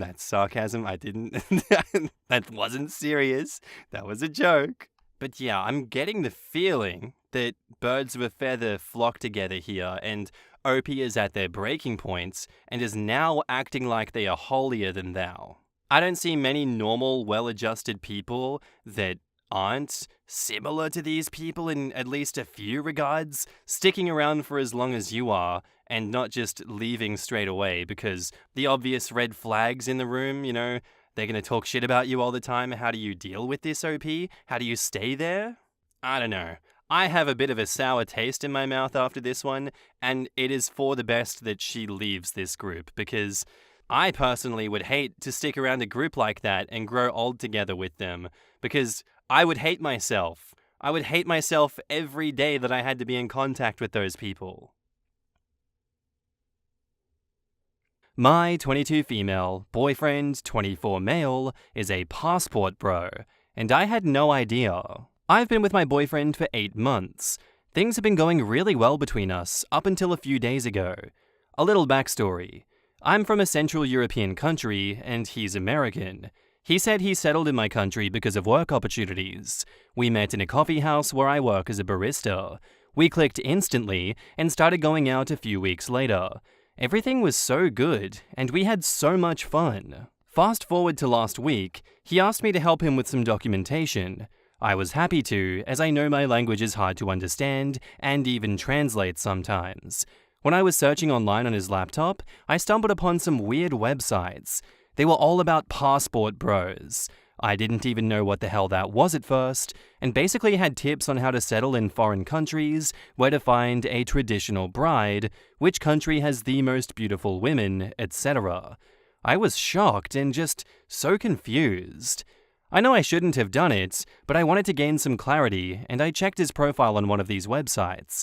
He had full-on conversations about Eastern European countries, European women, how easy or hard it is to take them out on dates, if it would be better to settle down in Asia instead, and so on.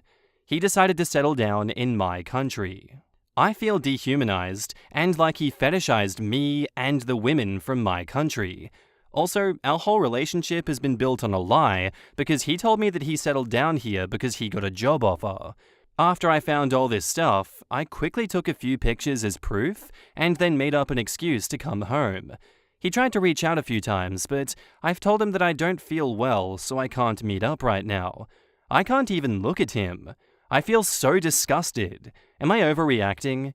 How can I confront him about all of this? In the comments, Off-Brand Barbie says, "If you guys live separately, I'd just text him the pictures and inform him you don't plan on being his docile Euro wife, and let him know that one thing European women and American women have in common is none of them are going to settle for a weirdo."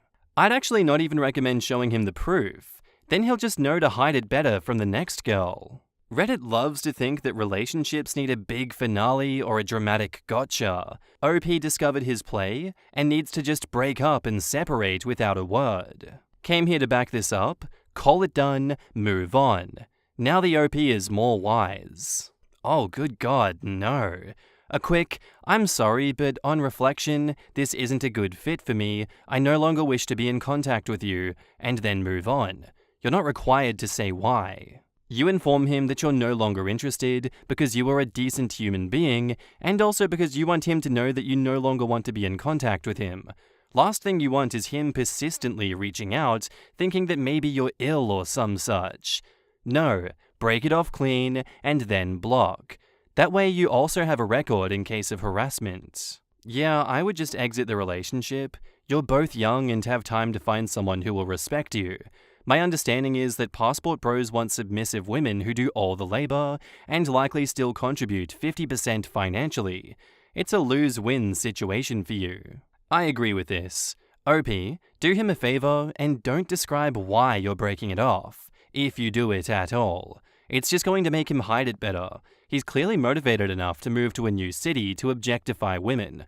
Also, passport bros is even worse than that.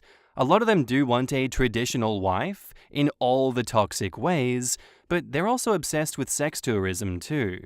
Yeah, I had a look at the Passport Bros subreddit as well after going on this, and it is kind of just weird and sad. Also, one thing that I picked up on from that is that a lot of people go to Colombia or South America / Latam, as they call it, and then they get robbed, or they disappear, or get kidnapped or something like that.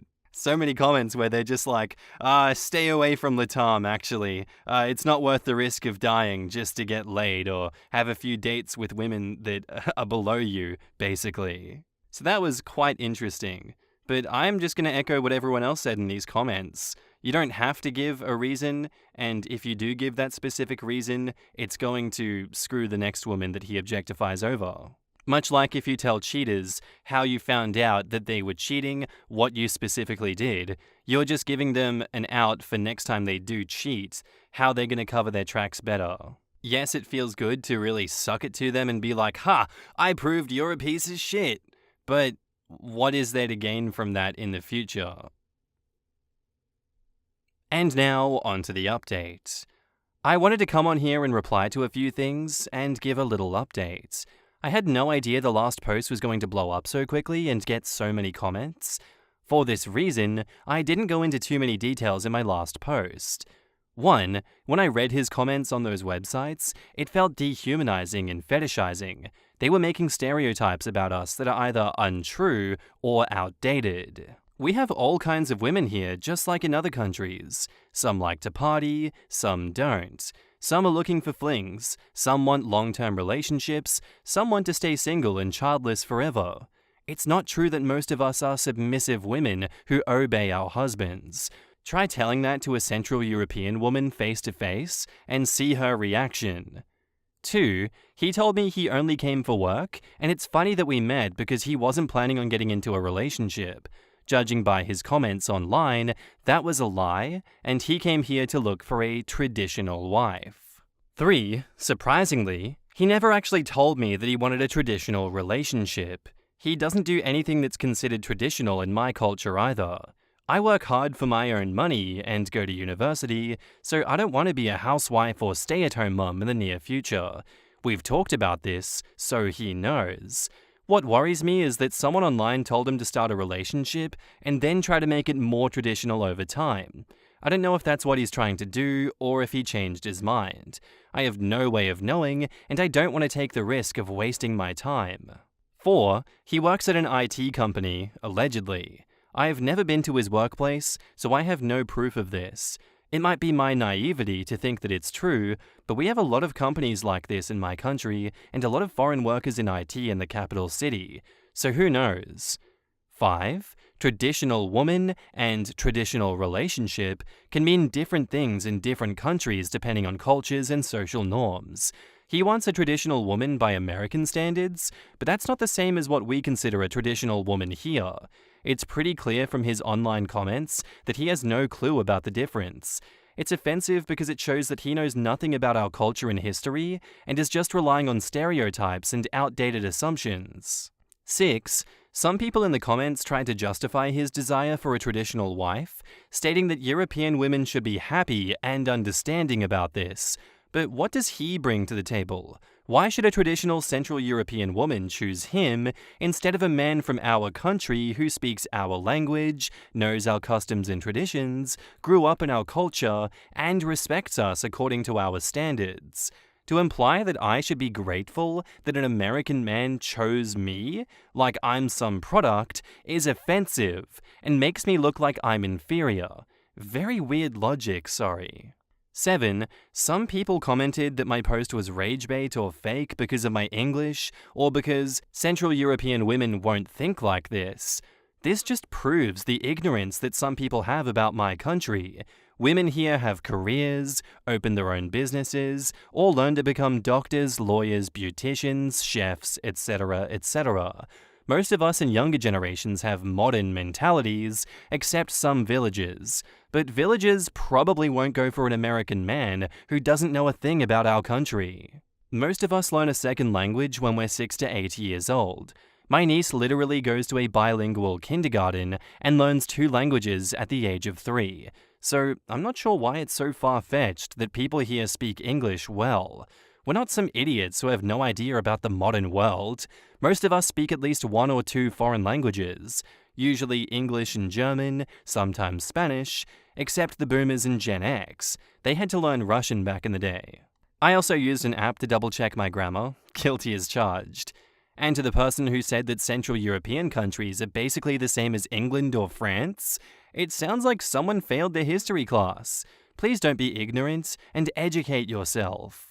8. I told my boyfriend, ex now, that I would like to break up with him. We had a small conversation on the phone, and I told him that I wasn't in a position to continue the relationship for personal reasons.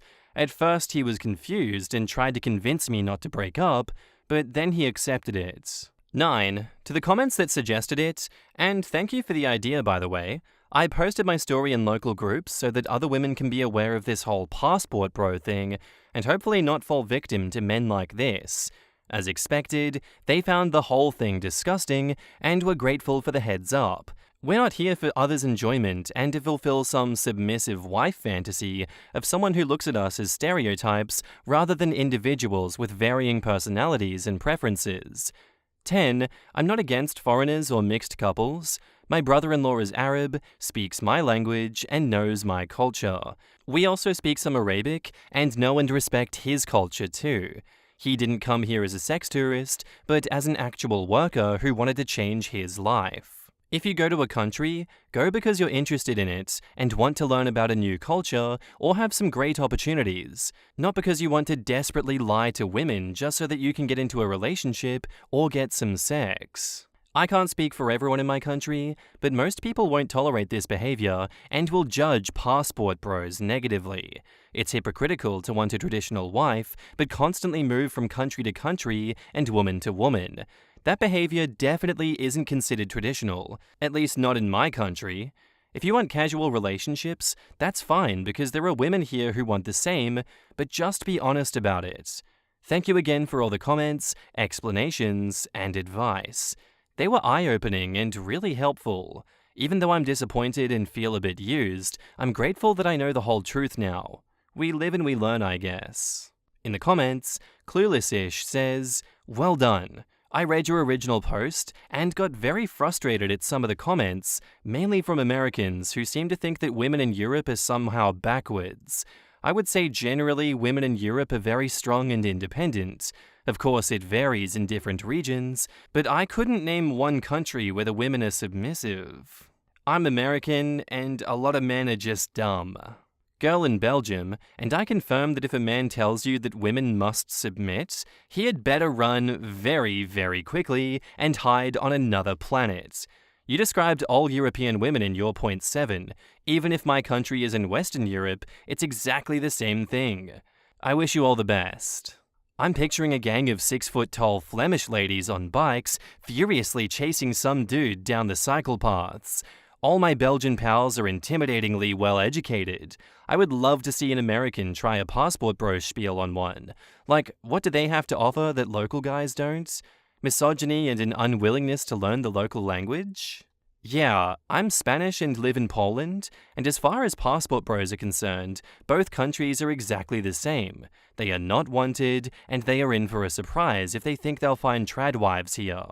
I'm honestly amazed by the number of commenters who seem to believe that Europe beyond the very far western area is some sort of even more conservative version of the old Soviet bloc. You should be happy he chose you.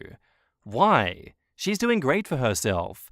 But these creeps are acting like life in vague location in Europe is obviously subpar, and everyone's walking around without shoes, being all illiterate, and eating turnip tops. It's just so very, very dumb. A few years ago, while in Prague, a friend from a southern US state living in Europe for a few years at that point was convinced that no one in Czechia could afford blenders because they were a luxury item. The verbal smackdown someone who overheard gave her was epic. Yeah, I mean, I don't want to put it on all Americans here or anything, but my takeaway from a lot of this is I've been watching a lot of TikToks lately and reading stuff online where it's like a lot of Americans will go to other countries and they will have been told their whole life that America is the best country in the world and everywhere else isn't as good as America. But then people from these countries will have a very negative view of America entirely. And they'll be like, no, that's a lie. It actually kind of sucks over there compared to here. We can indeed afford blenders over here in Czechia. Who told you that rubbish? But yeah, going back to the story itself, it was obvious that the breakup was going to happen. It's good that she just said personal reasons in that and left it very vague. I think that was spot on. That was the right decision to make. If you do want to have a laugh at some of these passport bros and kind of understand more about where they're coming from and the little communities they have, I do encourage you to go look them up on Reddit. It's so weird that people live like this. They really listen to Andrew Tate and his brother's version of reality where they're like, all Eastern European women are supermodels, and they're the only kind of women that I'll date in my life. And it leads to a lot of really dumb and ignorant people doing things like this. But I'm okay with that because it's good content and I like laughing at them. Our next post is by user Ryoshi Lian, titled, Am I the asshole for not stopping my wedding after the death of a family member? For a bit of context, I've been no contact with my family. They were verbally abusive, and as soon as I could support myself, I cut them off. The only family member I'm close with is my sister, who is not no contact, but also not close with my family. My family knew that I was getting married that day because of my sister. So I, 25 female, recently got married to my husband, 25 male. On the day of the ceremony, right before the reception, my sister, 27 female, got a call from my mum stating that my paternal grandmother had just passed. My sister informed me of this, and I simply said okay, and carried on with getting ready. As a duty, my sister told me that she needed to go there and support my father. I told her that was fine by me, but also said that she should tell my family, if they ask, that I will neither be stopping my wedding for this, nor will be attending the funeral. She was fine with that, but apparently my family wasn't. I got many angry texts and missed calls from my family that they sent from my sister's phone. I was told by my sister that they were also berating and bad-mouthing me behind my back for caring more about a stupid event, their words, over the passing of a family member.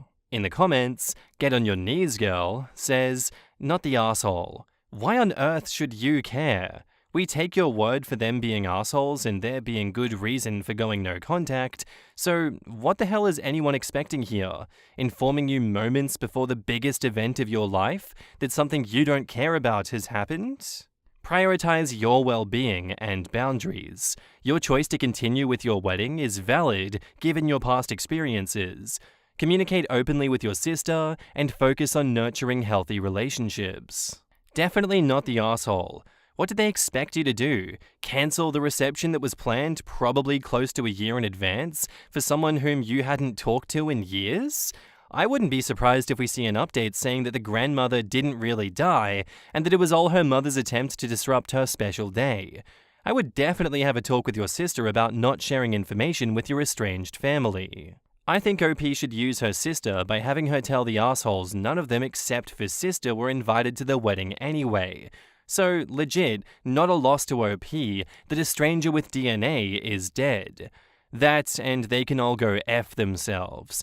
Sis wants to be in the middle of that by reporting shit when she shouldn't, then you might as well use her while meeting at mutual places that is not OP's home. Not the asshole. People that we are unrelated to and we don't know of die every day, every passing moment. Multiple people that I don't know of died while I was typing this. If we were to stop everything and attend every funeral that there is, we wouldn't get a thing done. You cut contact and she isn't anything more than a stranger to you.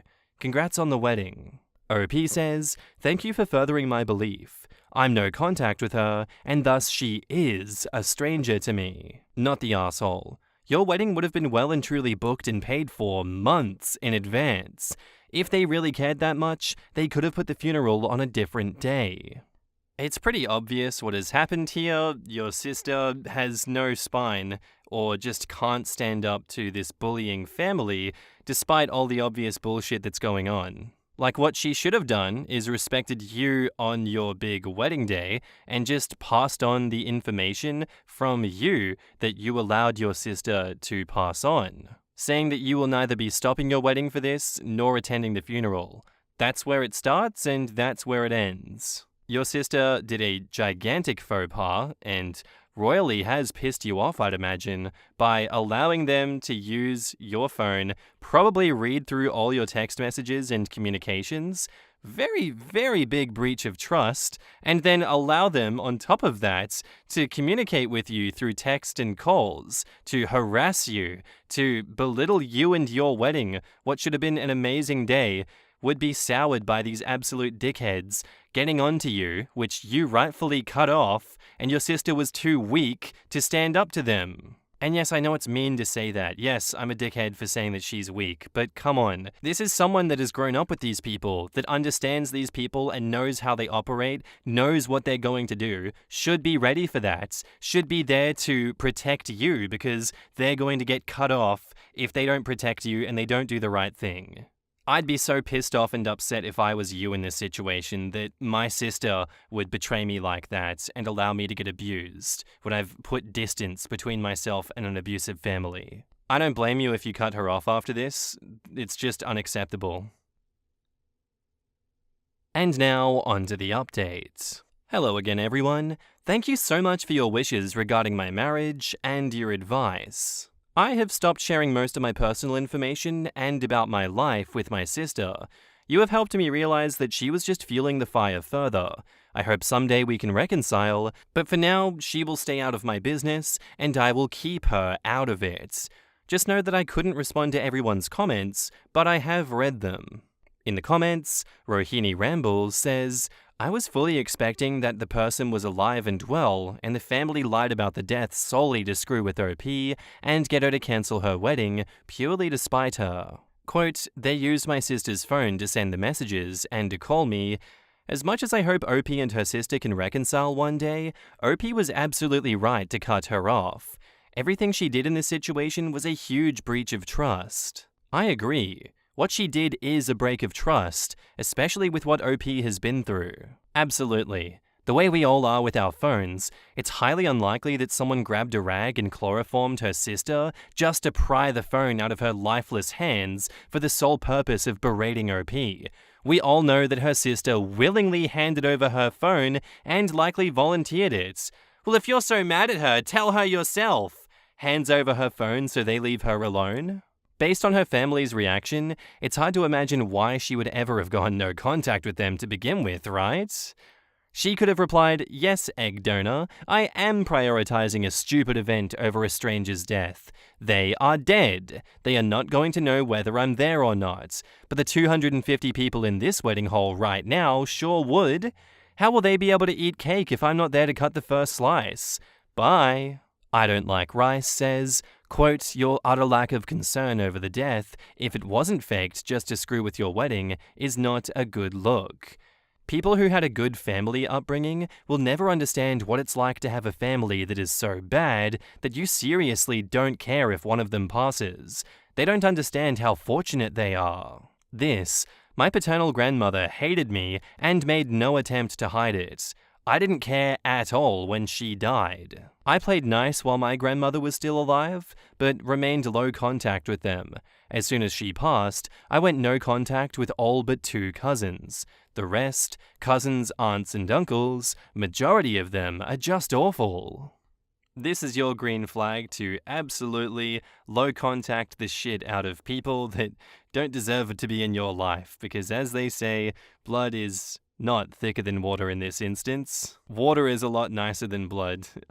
Go find your own friends and family if there are dickheads like these that abuse you. Obviously easier said than done, I understand that, but, look out for yourselves. Posted by user Addition Familiar 655, titled, "Am I the asshole for kidnapping my baby, causing my husband to have a panic attack?" I, 29 female, recently started working again after having my daughter, 4M. Daycare is too expensive, so my husband, 35 male, reluctantly agreed to stay home. It's important to know that he's been unemployed since 2021. He receives benefits. It's also important to know that he is extremely lazy. He doesn't cook, clean, or help out in any way. I was nervous about leaving her home with her father, but I had no choice. When I came back from work, she was clean and sleeping. The next few times I came home, he was either playing with her, feeding her, or out for a walk with her. I was happy. A few days ago, my neighbor told me that as soon as I leave, the baby cries, and she cries for hours. My neighbor said that she knocked on our door and he finally answered it. He was sleeping. I concluded that he sleeps all day, and right before I come home, he pretends to care for her. I decided to take the day off of work. I left home at my regular time, waited 30 minutes, and then went home. Sure enough, he was knocked out asleep with his stupid noise-cancelling headphones on. I went to my daughter's room, scooped her up, and took her to my friend's house. I waited about 2 hours, and I finally came to tell him that I was coming home early. He called me back saying that he can't find the baby. He told me that he was going to call the police, but before he did, I told him what I did. He called me an asshole and a lot of other words too. When I got home, his mother was there calming his nerves because he had a panic attack. She called me an asshole too. My husband decided to sleep at her house. Family members are telling me that I'm a terrible person. I know that it was extreme, but I don't know if I would consider myself to be an asshole. In the comments, Dense Passion says, "Sleeping with noise-cancelling headphones as the only adult in the home caring for a 4-month-old?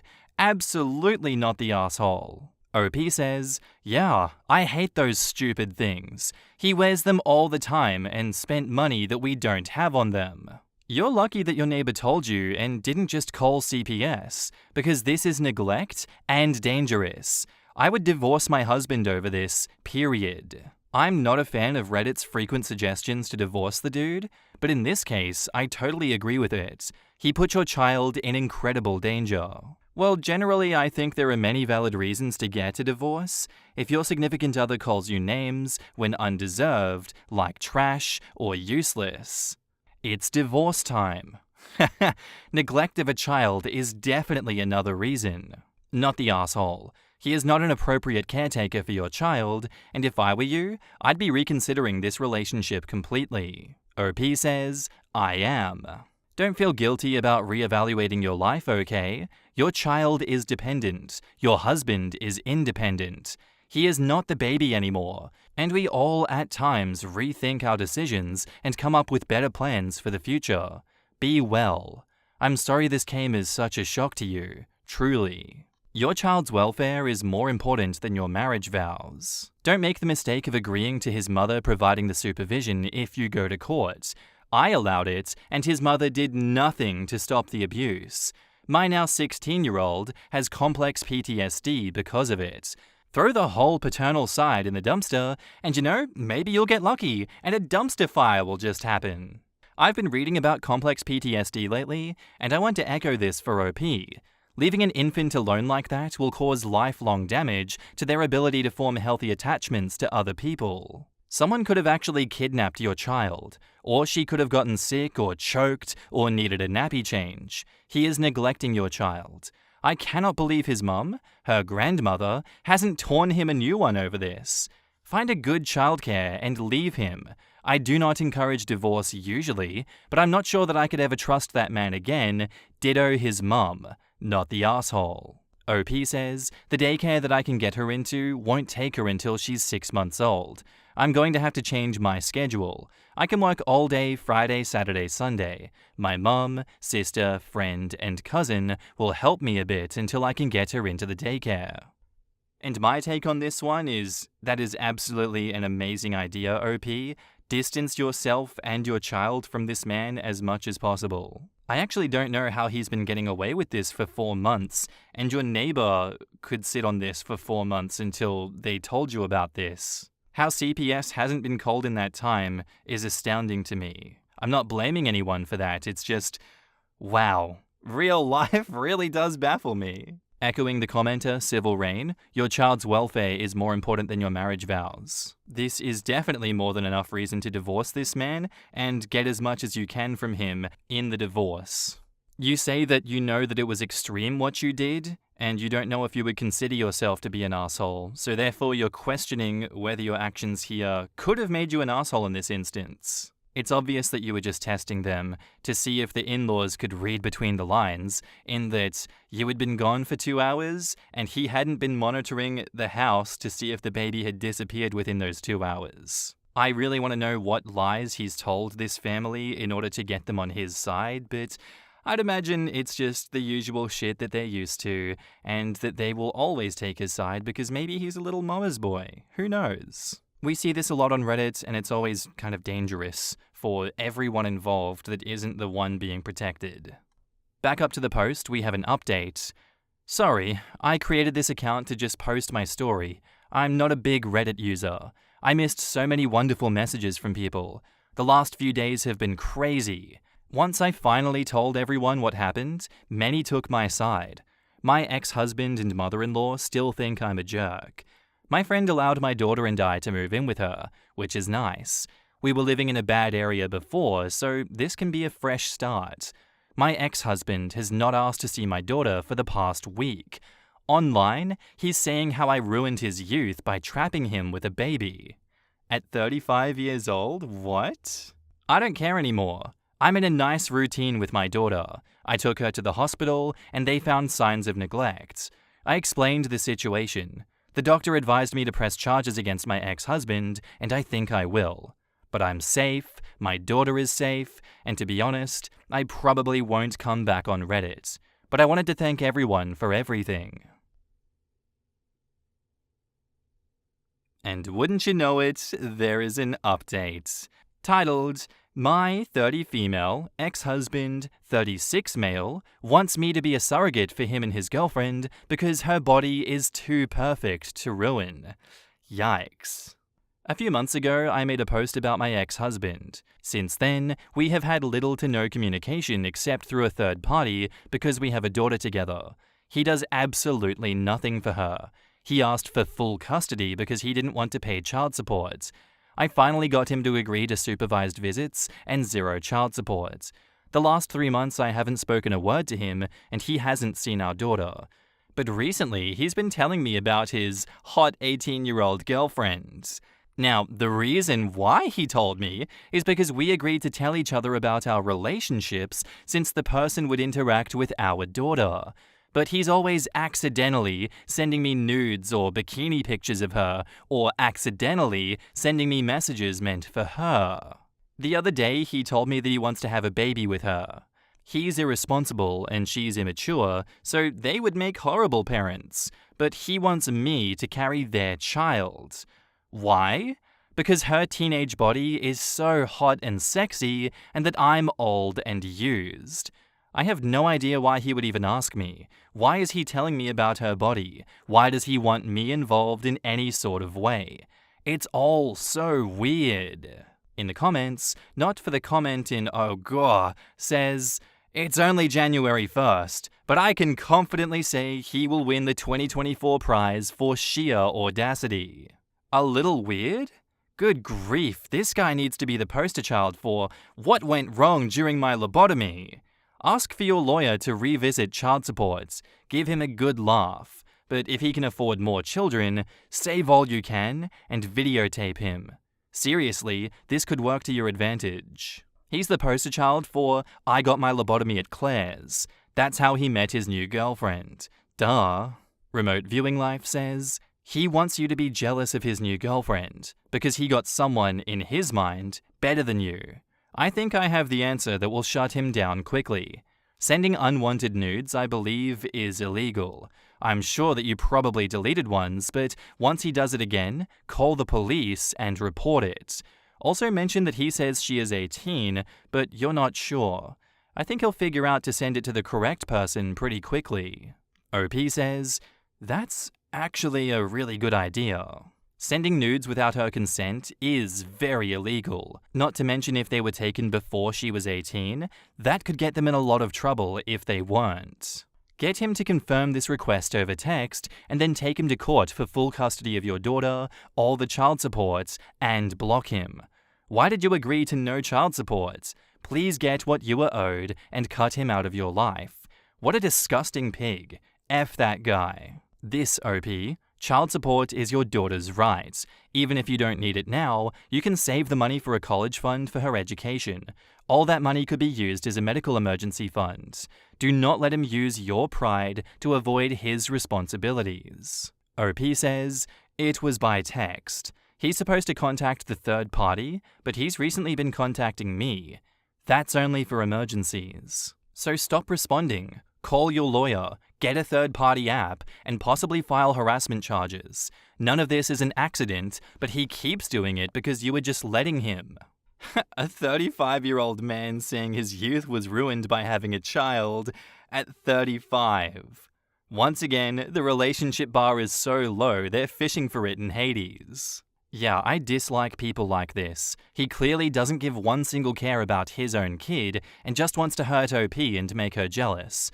Also, I don't know the age gap of the husband, but the fact that he's seeing an 18-year-old because she is sexy makes me feel quite ill. What a creep.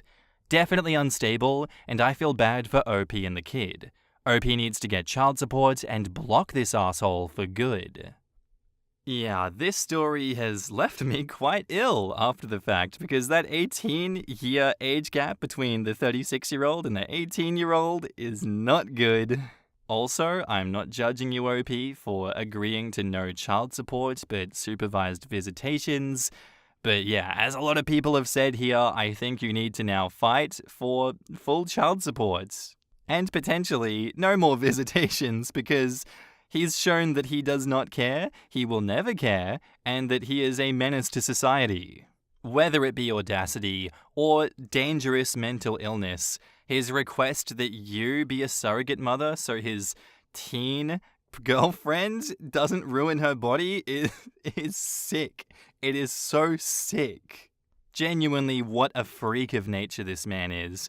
I want to lock him up before he locks down any more teenagers. I would keep your child away from this man. Who knows what he is capable of? This is going to be a very entertaining court case if it ever goes that far. That's for sure. Although I need to stop myself before I start going off the rails with this pit of disgust welling up in my stomach, I'd like to know what you guys think of this one down in the comments. Please help me. Am I the asshole for cancelling my family trip on short notice? I, 32 female, moved away from my home state about 5 years ago. In June of this year, my husband, 33 male, and I welcomed a baby boy. He's the first and only grandchild on my side. My husband and I decided to fly back to my home state to spend Christmas with my family. My parents were excited and assured us that they would get the house baby ready. My parents live in a 4-bedroom house. My parents have the master, and the other 3 rooms belong to my sisters and me. But now that my folks are empty nesters, the rooms are unused except for occasional visits. They kept my sister's rooms relatively the same, but they turned my old room into my dad's office. I was a little sad, but it's not my home anymore, and I don't get to dictate how other people utilize their house. But in my 11 by 8 foot childhood room, there is now a queen-size bunk bed, dresser, desk, chair, and side table. That alone makes it cramped. But since my dad is very disorganized, there's usually also paperwork on every surface, including top bed bunk, and random crap from the house. It's basically a storage closet with a bed. It is so cluttered that the floor isn't even visible most of the time. 2 weeks ago, I asked if we could not stay in my old room. My parents didn't even entertain it. They said that that's where I've always stayed when I've visited, and I've never had an issue with it. Except I have always taken issue with it, I just never said anything. I explained that there is no room for 2 adults and a pack and play in there, but my mum just said that they would make it work. The next day, my mum sent me a picture of the room with a pack and play in it. The bed took up the last bit of floor space. I showed it to my husband, and we agreed that that would not work for us. I let my parents know that we would figure something else out. But after looking into local hotels, we decided to cancel the trip altogether. My parents live in a very touristy place, and getting a hotel for a week on short notice was more than we could afford. I broke the news to my parents, and they were not happy. They said I was overreacting and the room would be fine. I told them that we would miss them, but we couldn't afford a hotel, and in order for the room to be usable, the floor has to be at least a little visible.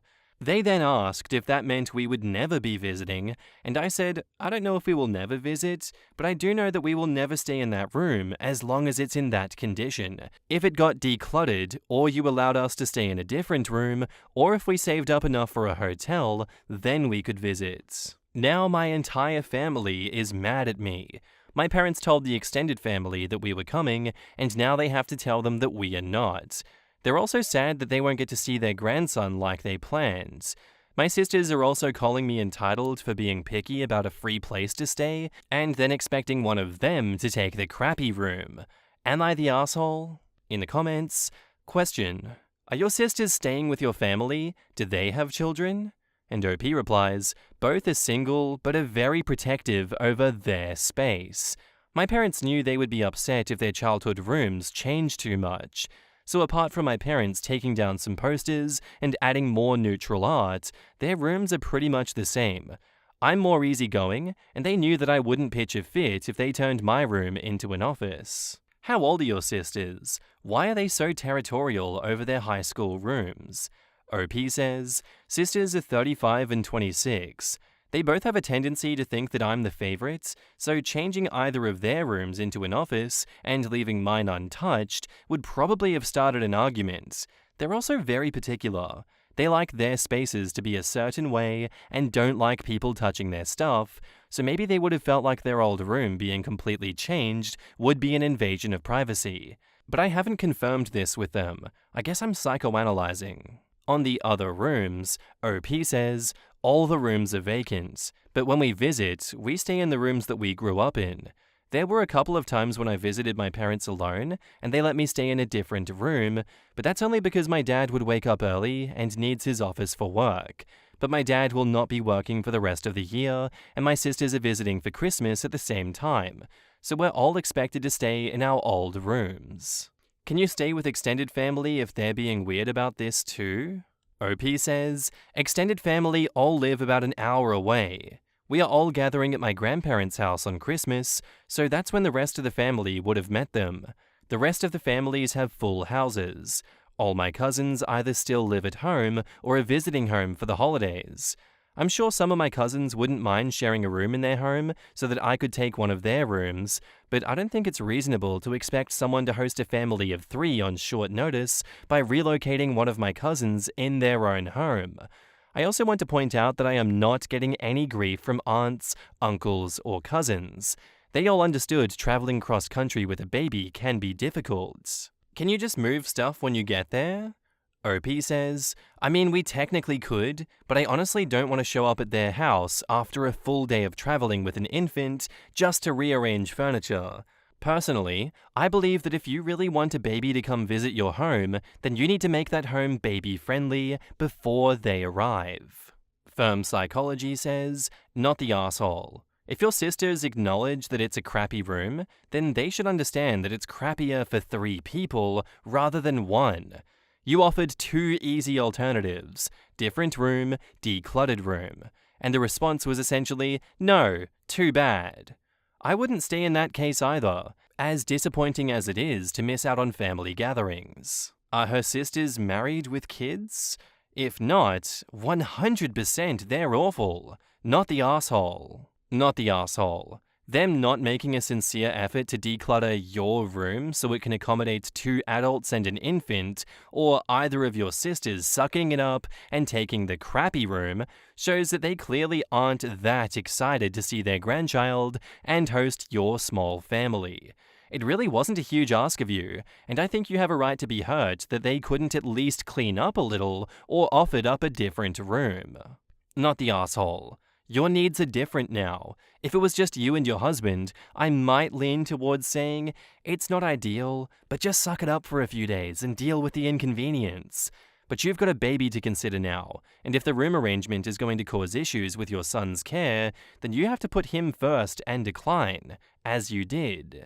I'm not sure why your parents are so fixed on you using the office and your old bedroom, and not another room in the house.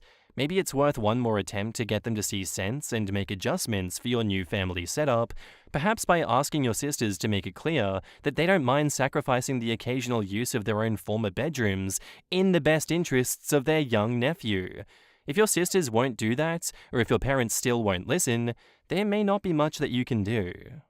I really find it hard to believe that you're the favorite or the golden child in this circumstance if nothing is going your way, if there is no leverage at all being made for you, especially considering the fact that a young child, their grandkid, which should give you even more special privileges, is coming.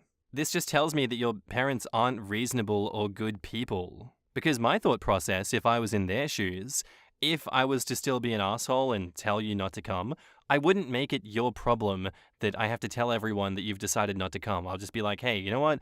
Fine. I'm going to go tell everyone that you can't come. It's all right. We'll sort this out. The fact that they refused to even declutter the room and they just shoved all their shit in there.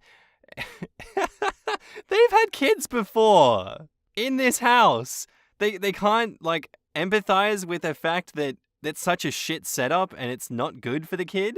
OP, does anyone in this family actually like you? Because at the slightest bit of inconvenience, they're putting a shotgun at your head instead of slightly bending over backwards to help you. I don't think this is a situation where you cut them off and go low or no contact with them. Just don't go and make them come to you instead for the next holidays if they want to see their grandkids. I'd honestly be so embarrassed if I was your partner in this situation being like, God, They hate you. Why are they doing this? Let's just go to my family instead. They don't suck like yours. And now, on to the update. Before I start, I want to say thank you for all the advice from my previous post. I decided to take Reddit's advice and talk to them one more time about the situation. I called my parents and let them know that we love them and we really want to be there for Christmas.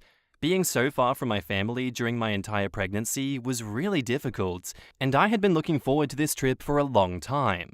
I explained again that I know that it's not my room anymore, but if they want us to travel cross-country with an infant to visit, then they need to at least make a small attempt to make the home baby-friendly. Our baby can't crawl yet, so they wouldn't even need to baby-proof. All we asked for was a reasonable space for the baby and us to sleep in. They cut in saying they have a room for us, but we decided that it wasn't good enough. I asked them if they would feel comfortable with me sending pictures of the room to our extended family as an explanation for our absence. They said no, because it's inappropriate to air out our business. We ended the call by saying all we need is for them to clear out some floor space to make the room more livable. The next day, I got a picture from my mum of the room. They tidied it up. It was still a bit cramped, but it was usable. From the room, they removed an old TV, a swamp cooler, a big stack of old paperwork from the floor, a broken printer, a broken clock, a stack of clothes, the desk chair, extra blankets, and pillows that don't fit in a linen closet, the broken bunk bed ladder, and a large broken picture frame. All of these things were previously either on the top bed bunk or on the floor. With all this junk removed, it was actually possible to walk into the room. I thanked my mum and told her that since we had not officially cancelled our flight tickets, we would love to still attend Christmas. My parents are not used to being called out, so whenever it does happen, usually by me, they get defensive, but then they later change their attitude and act better. The lack of an apology didn't really bother me since they adjusted their behavior.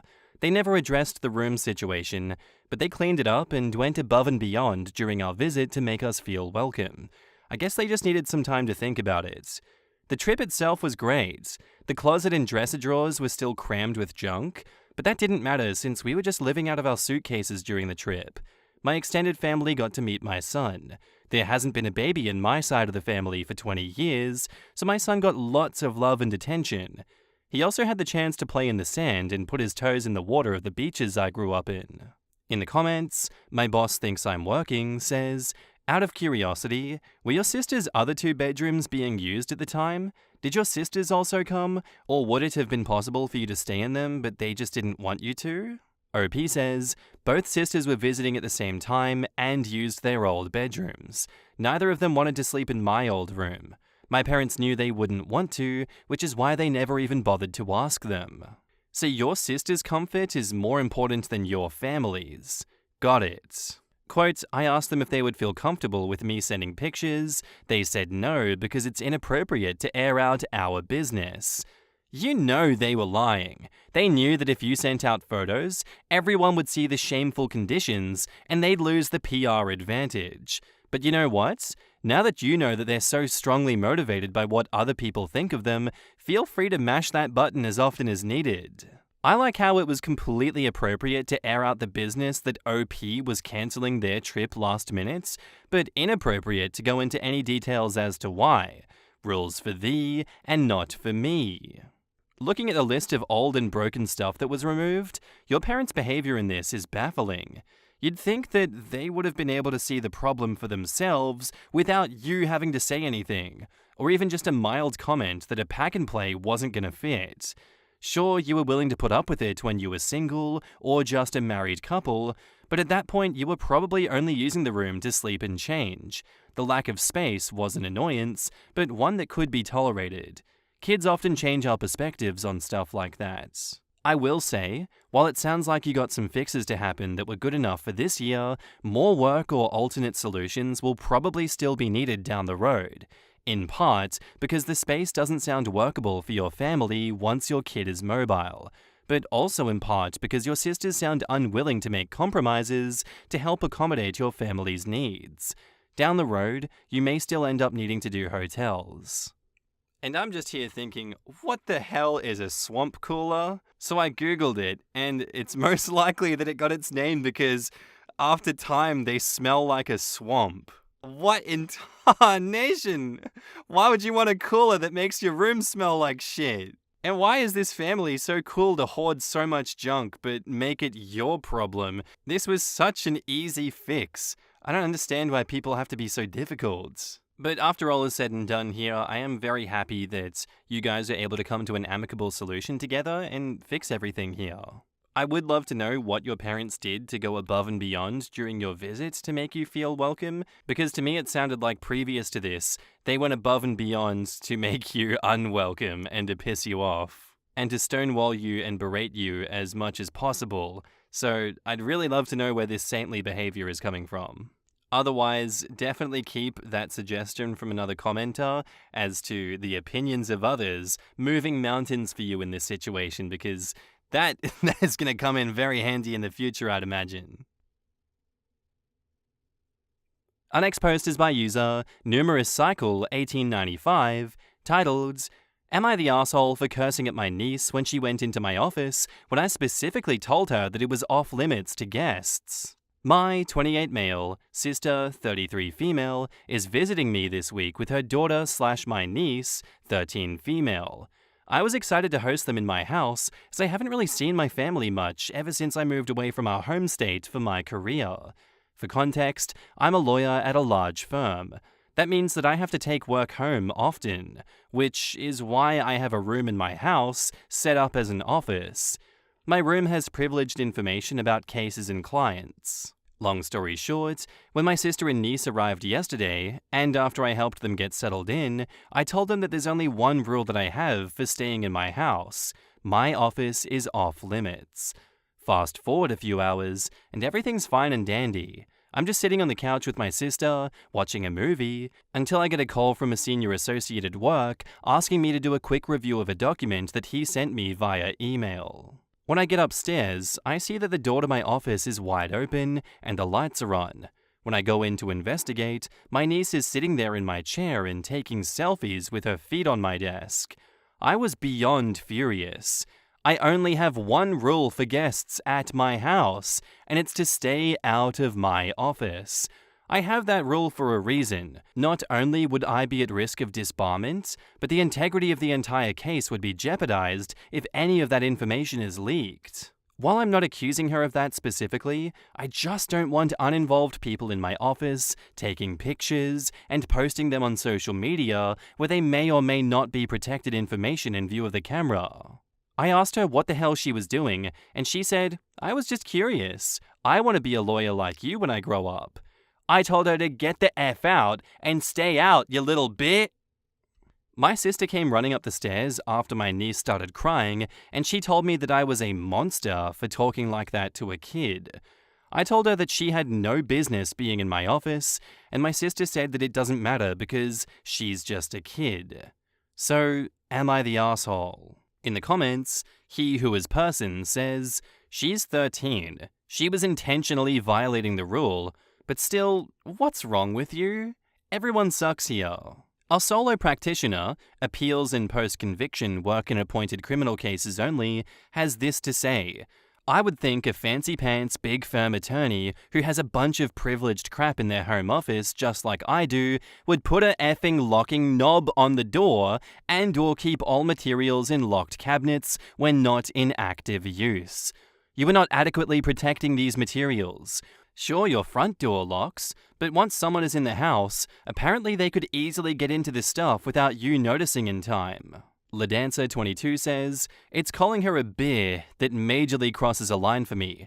Get the F out is a bit extreme, but she did intentionally break rules and is old enough to understand that she was breaking the rules. Calling a 13-year-old child you bear is extreme, personal, unnecessary asshole behavior."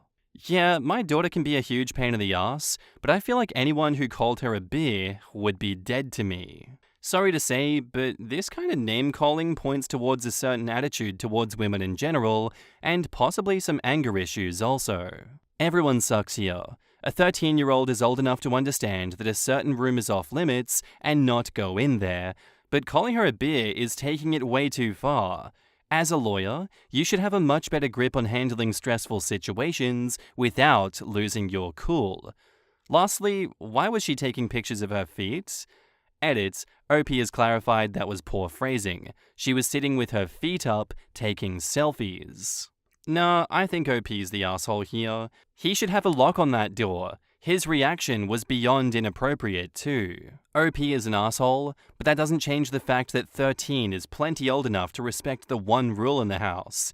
Everyone sucks here is appropriate. OP's last two comments, the first, most heavily downvoted, being, "Listen, I've worked hard for 3 years in law school to get this job, and I'll be damned if I lose it over something this stupid. Maybe I was a little harsh in my choice of words, but I won't apologize for telling her off." A bit later, OP says, "Thanks for your comment. I'm going to talk to her later today and try to make it a teachable moment about the profession. To be honest, I didn't mean any of that when I said it. I was just angry and it slipped." The thing is that you're a lawyer, OP, and like they said, you're supposed to be able to handle these stressful situations. You're expected to have tact and class in these situations. It doesn't matter if you're angry, it didn't just slip.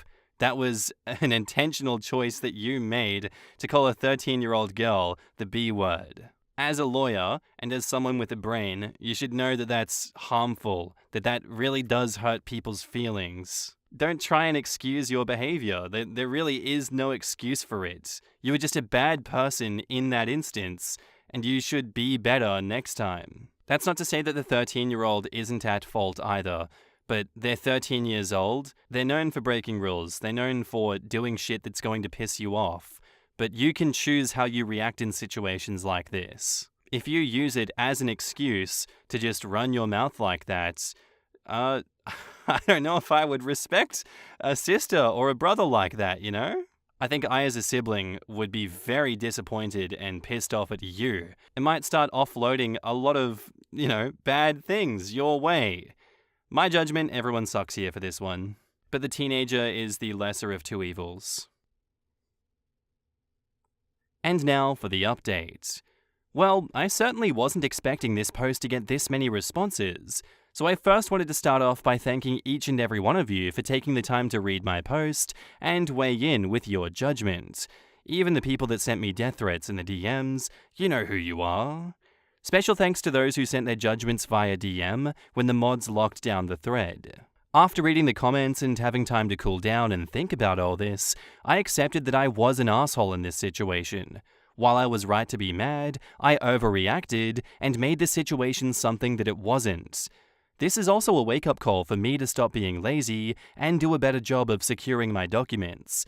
I'll admit that the inconvenience of locking everything down led me to become sloppy. Not anymore. I've already ordered a lock for my office door and a fireproof safe for my paper files. My desk has lockable drawers, and my computer is password protected. I'm also seriously considering a security camera. Last night, I probably spent 20 minutes apologizing to both my niece and sister. I promised that I would never yell at her or use that type of language towards her ever again. She accepted my apology. We gave each other a hug, and she also apologized for being in the office. My sister forgave me as well. I also took them out to their favorite restaurant. My niece and I had a conversation over dinner about the importance of attorney-client privilege and the secure handling of confidential information, two things that are extremely important if she's serious about becoming a lawyer. She seemed genuinely curious, and I answered all of her questions that I could about the types of cases that I handle. When we got home, I decided to surprise her. I showed her around the office, and I let her take another picture at my desk after I put away all of my sensitive files, of course. Thanks, Reddit. OP. In the comments, Gaiden Daishin says, "When I do any form of teaching, training, and mentoring, I mention the rule and the consequences of breaking the rule. People do not understand the gravity of breaking rules unless you lay out what will happen if they break the rules." Same with safety regulations. Tell students that they shouldn't wear contacts or sneakers in lab, and many will do it regardless. Tell them what happens if bass gets into them, or even show pictures works better. No locks, files all over the place and out in the open, doesn't check the phone for pics, cusses a teen. Sounds like one of those bumbling sitcom lawyers that's just there to look incompetent. I move for a bad court thingy. Objection, Your Honor. That hurt my client's feelings. I hope he's specializing in contracts. If he is this easy to rattle, trials are going to be rough. Also, even inside law firms, privileged information should be secured appropriately. You have other clients in, cleaners, etc. Exactly what I was thinking. If this is how he treats opposing counsel, the judge will not be happy with him. And that's where I'm going to end today's episode, guys. I do hope you enjoyed. If you did, let me know what you thought of it in the comments down below, and I'll see you in the next one. Bye. Remove a prawn from the barbecue.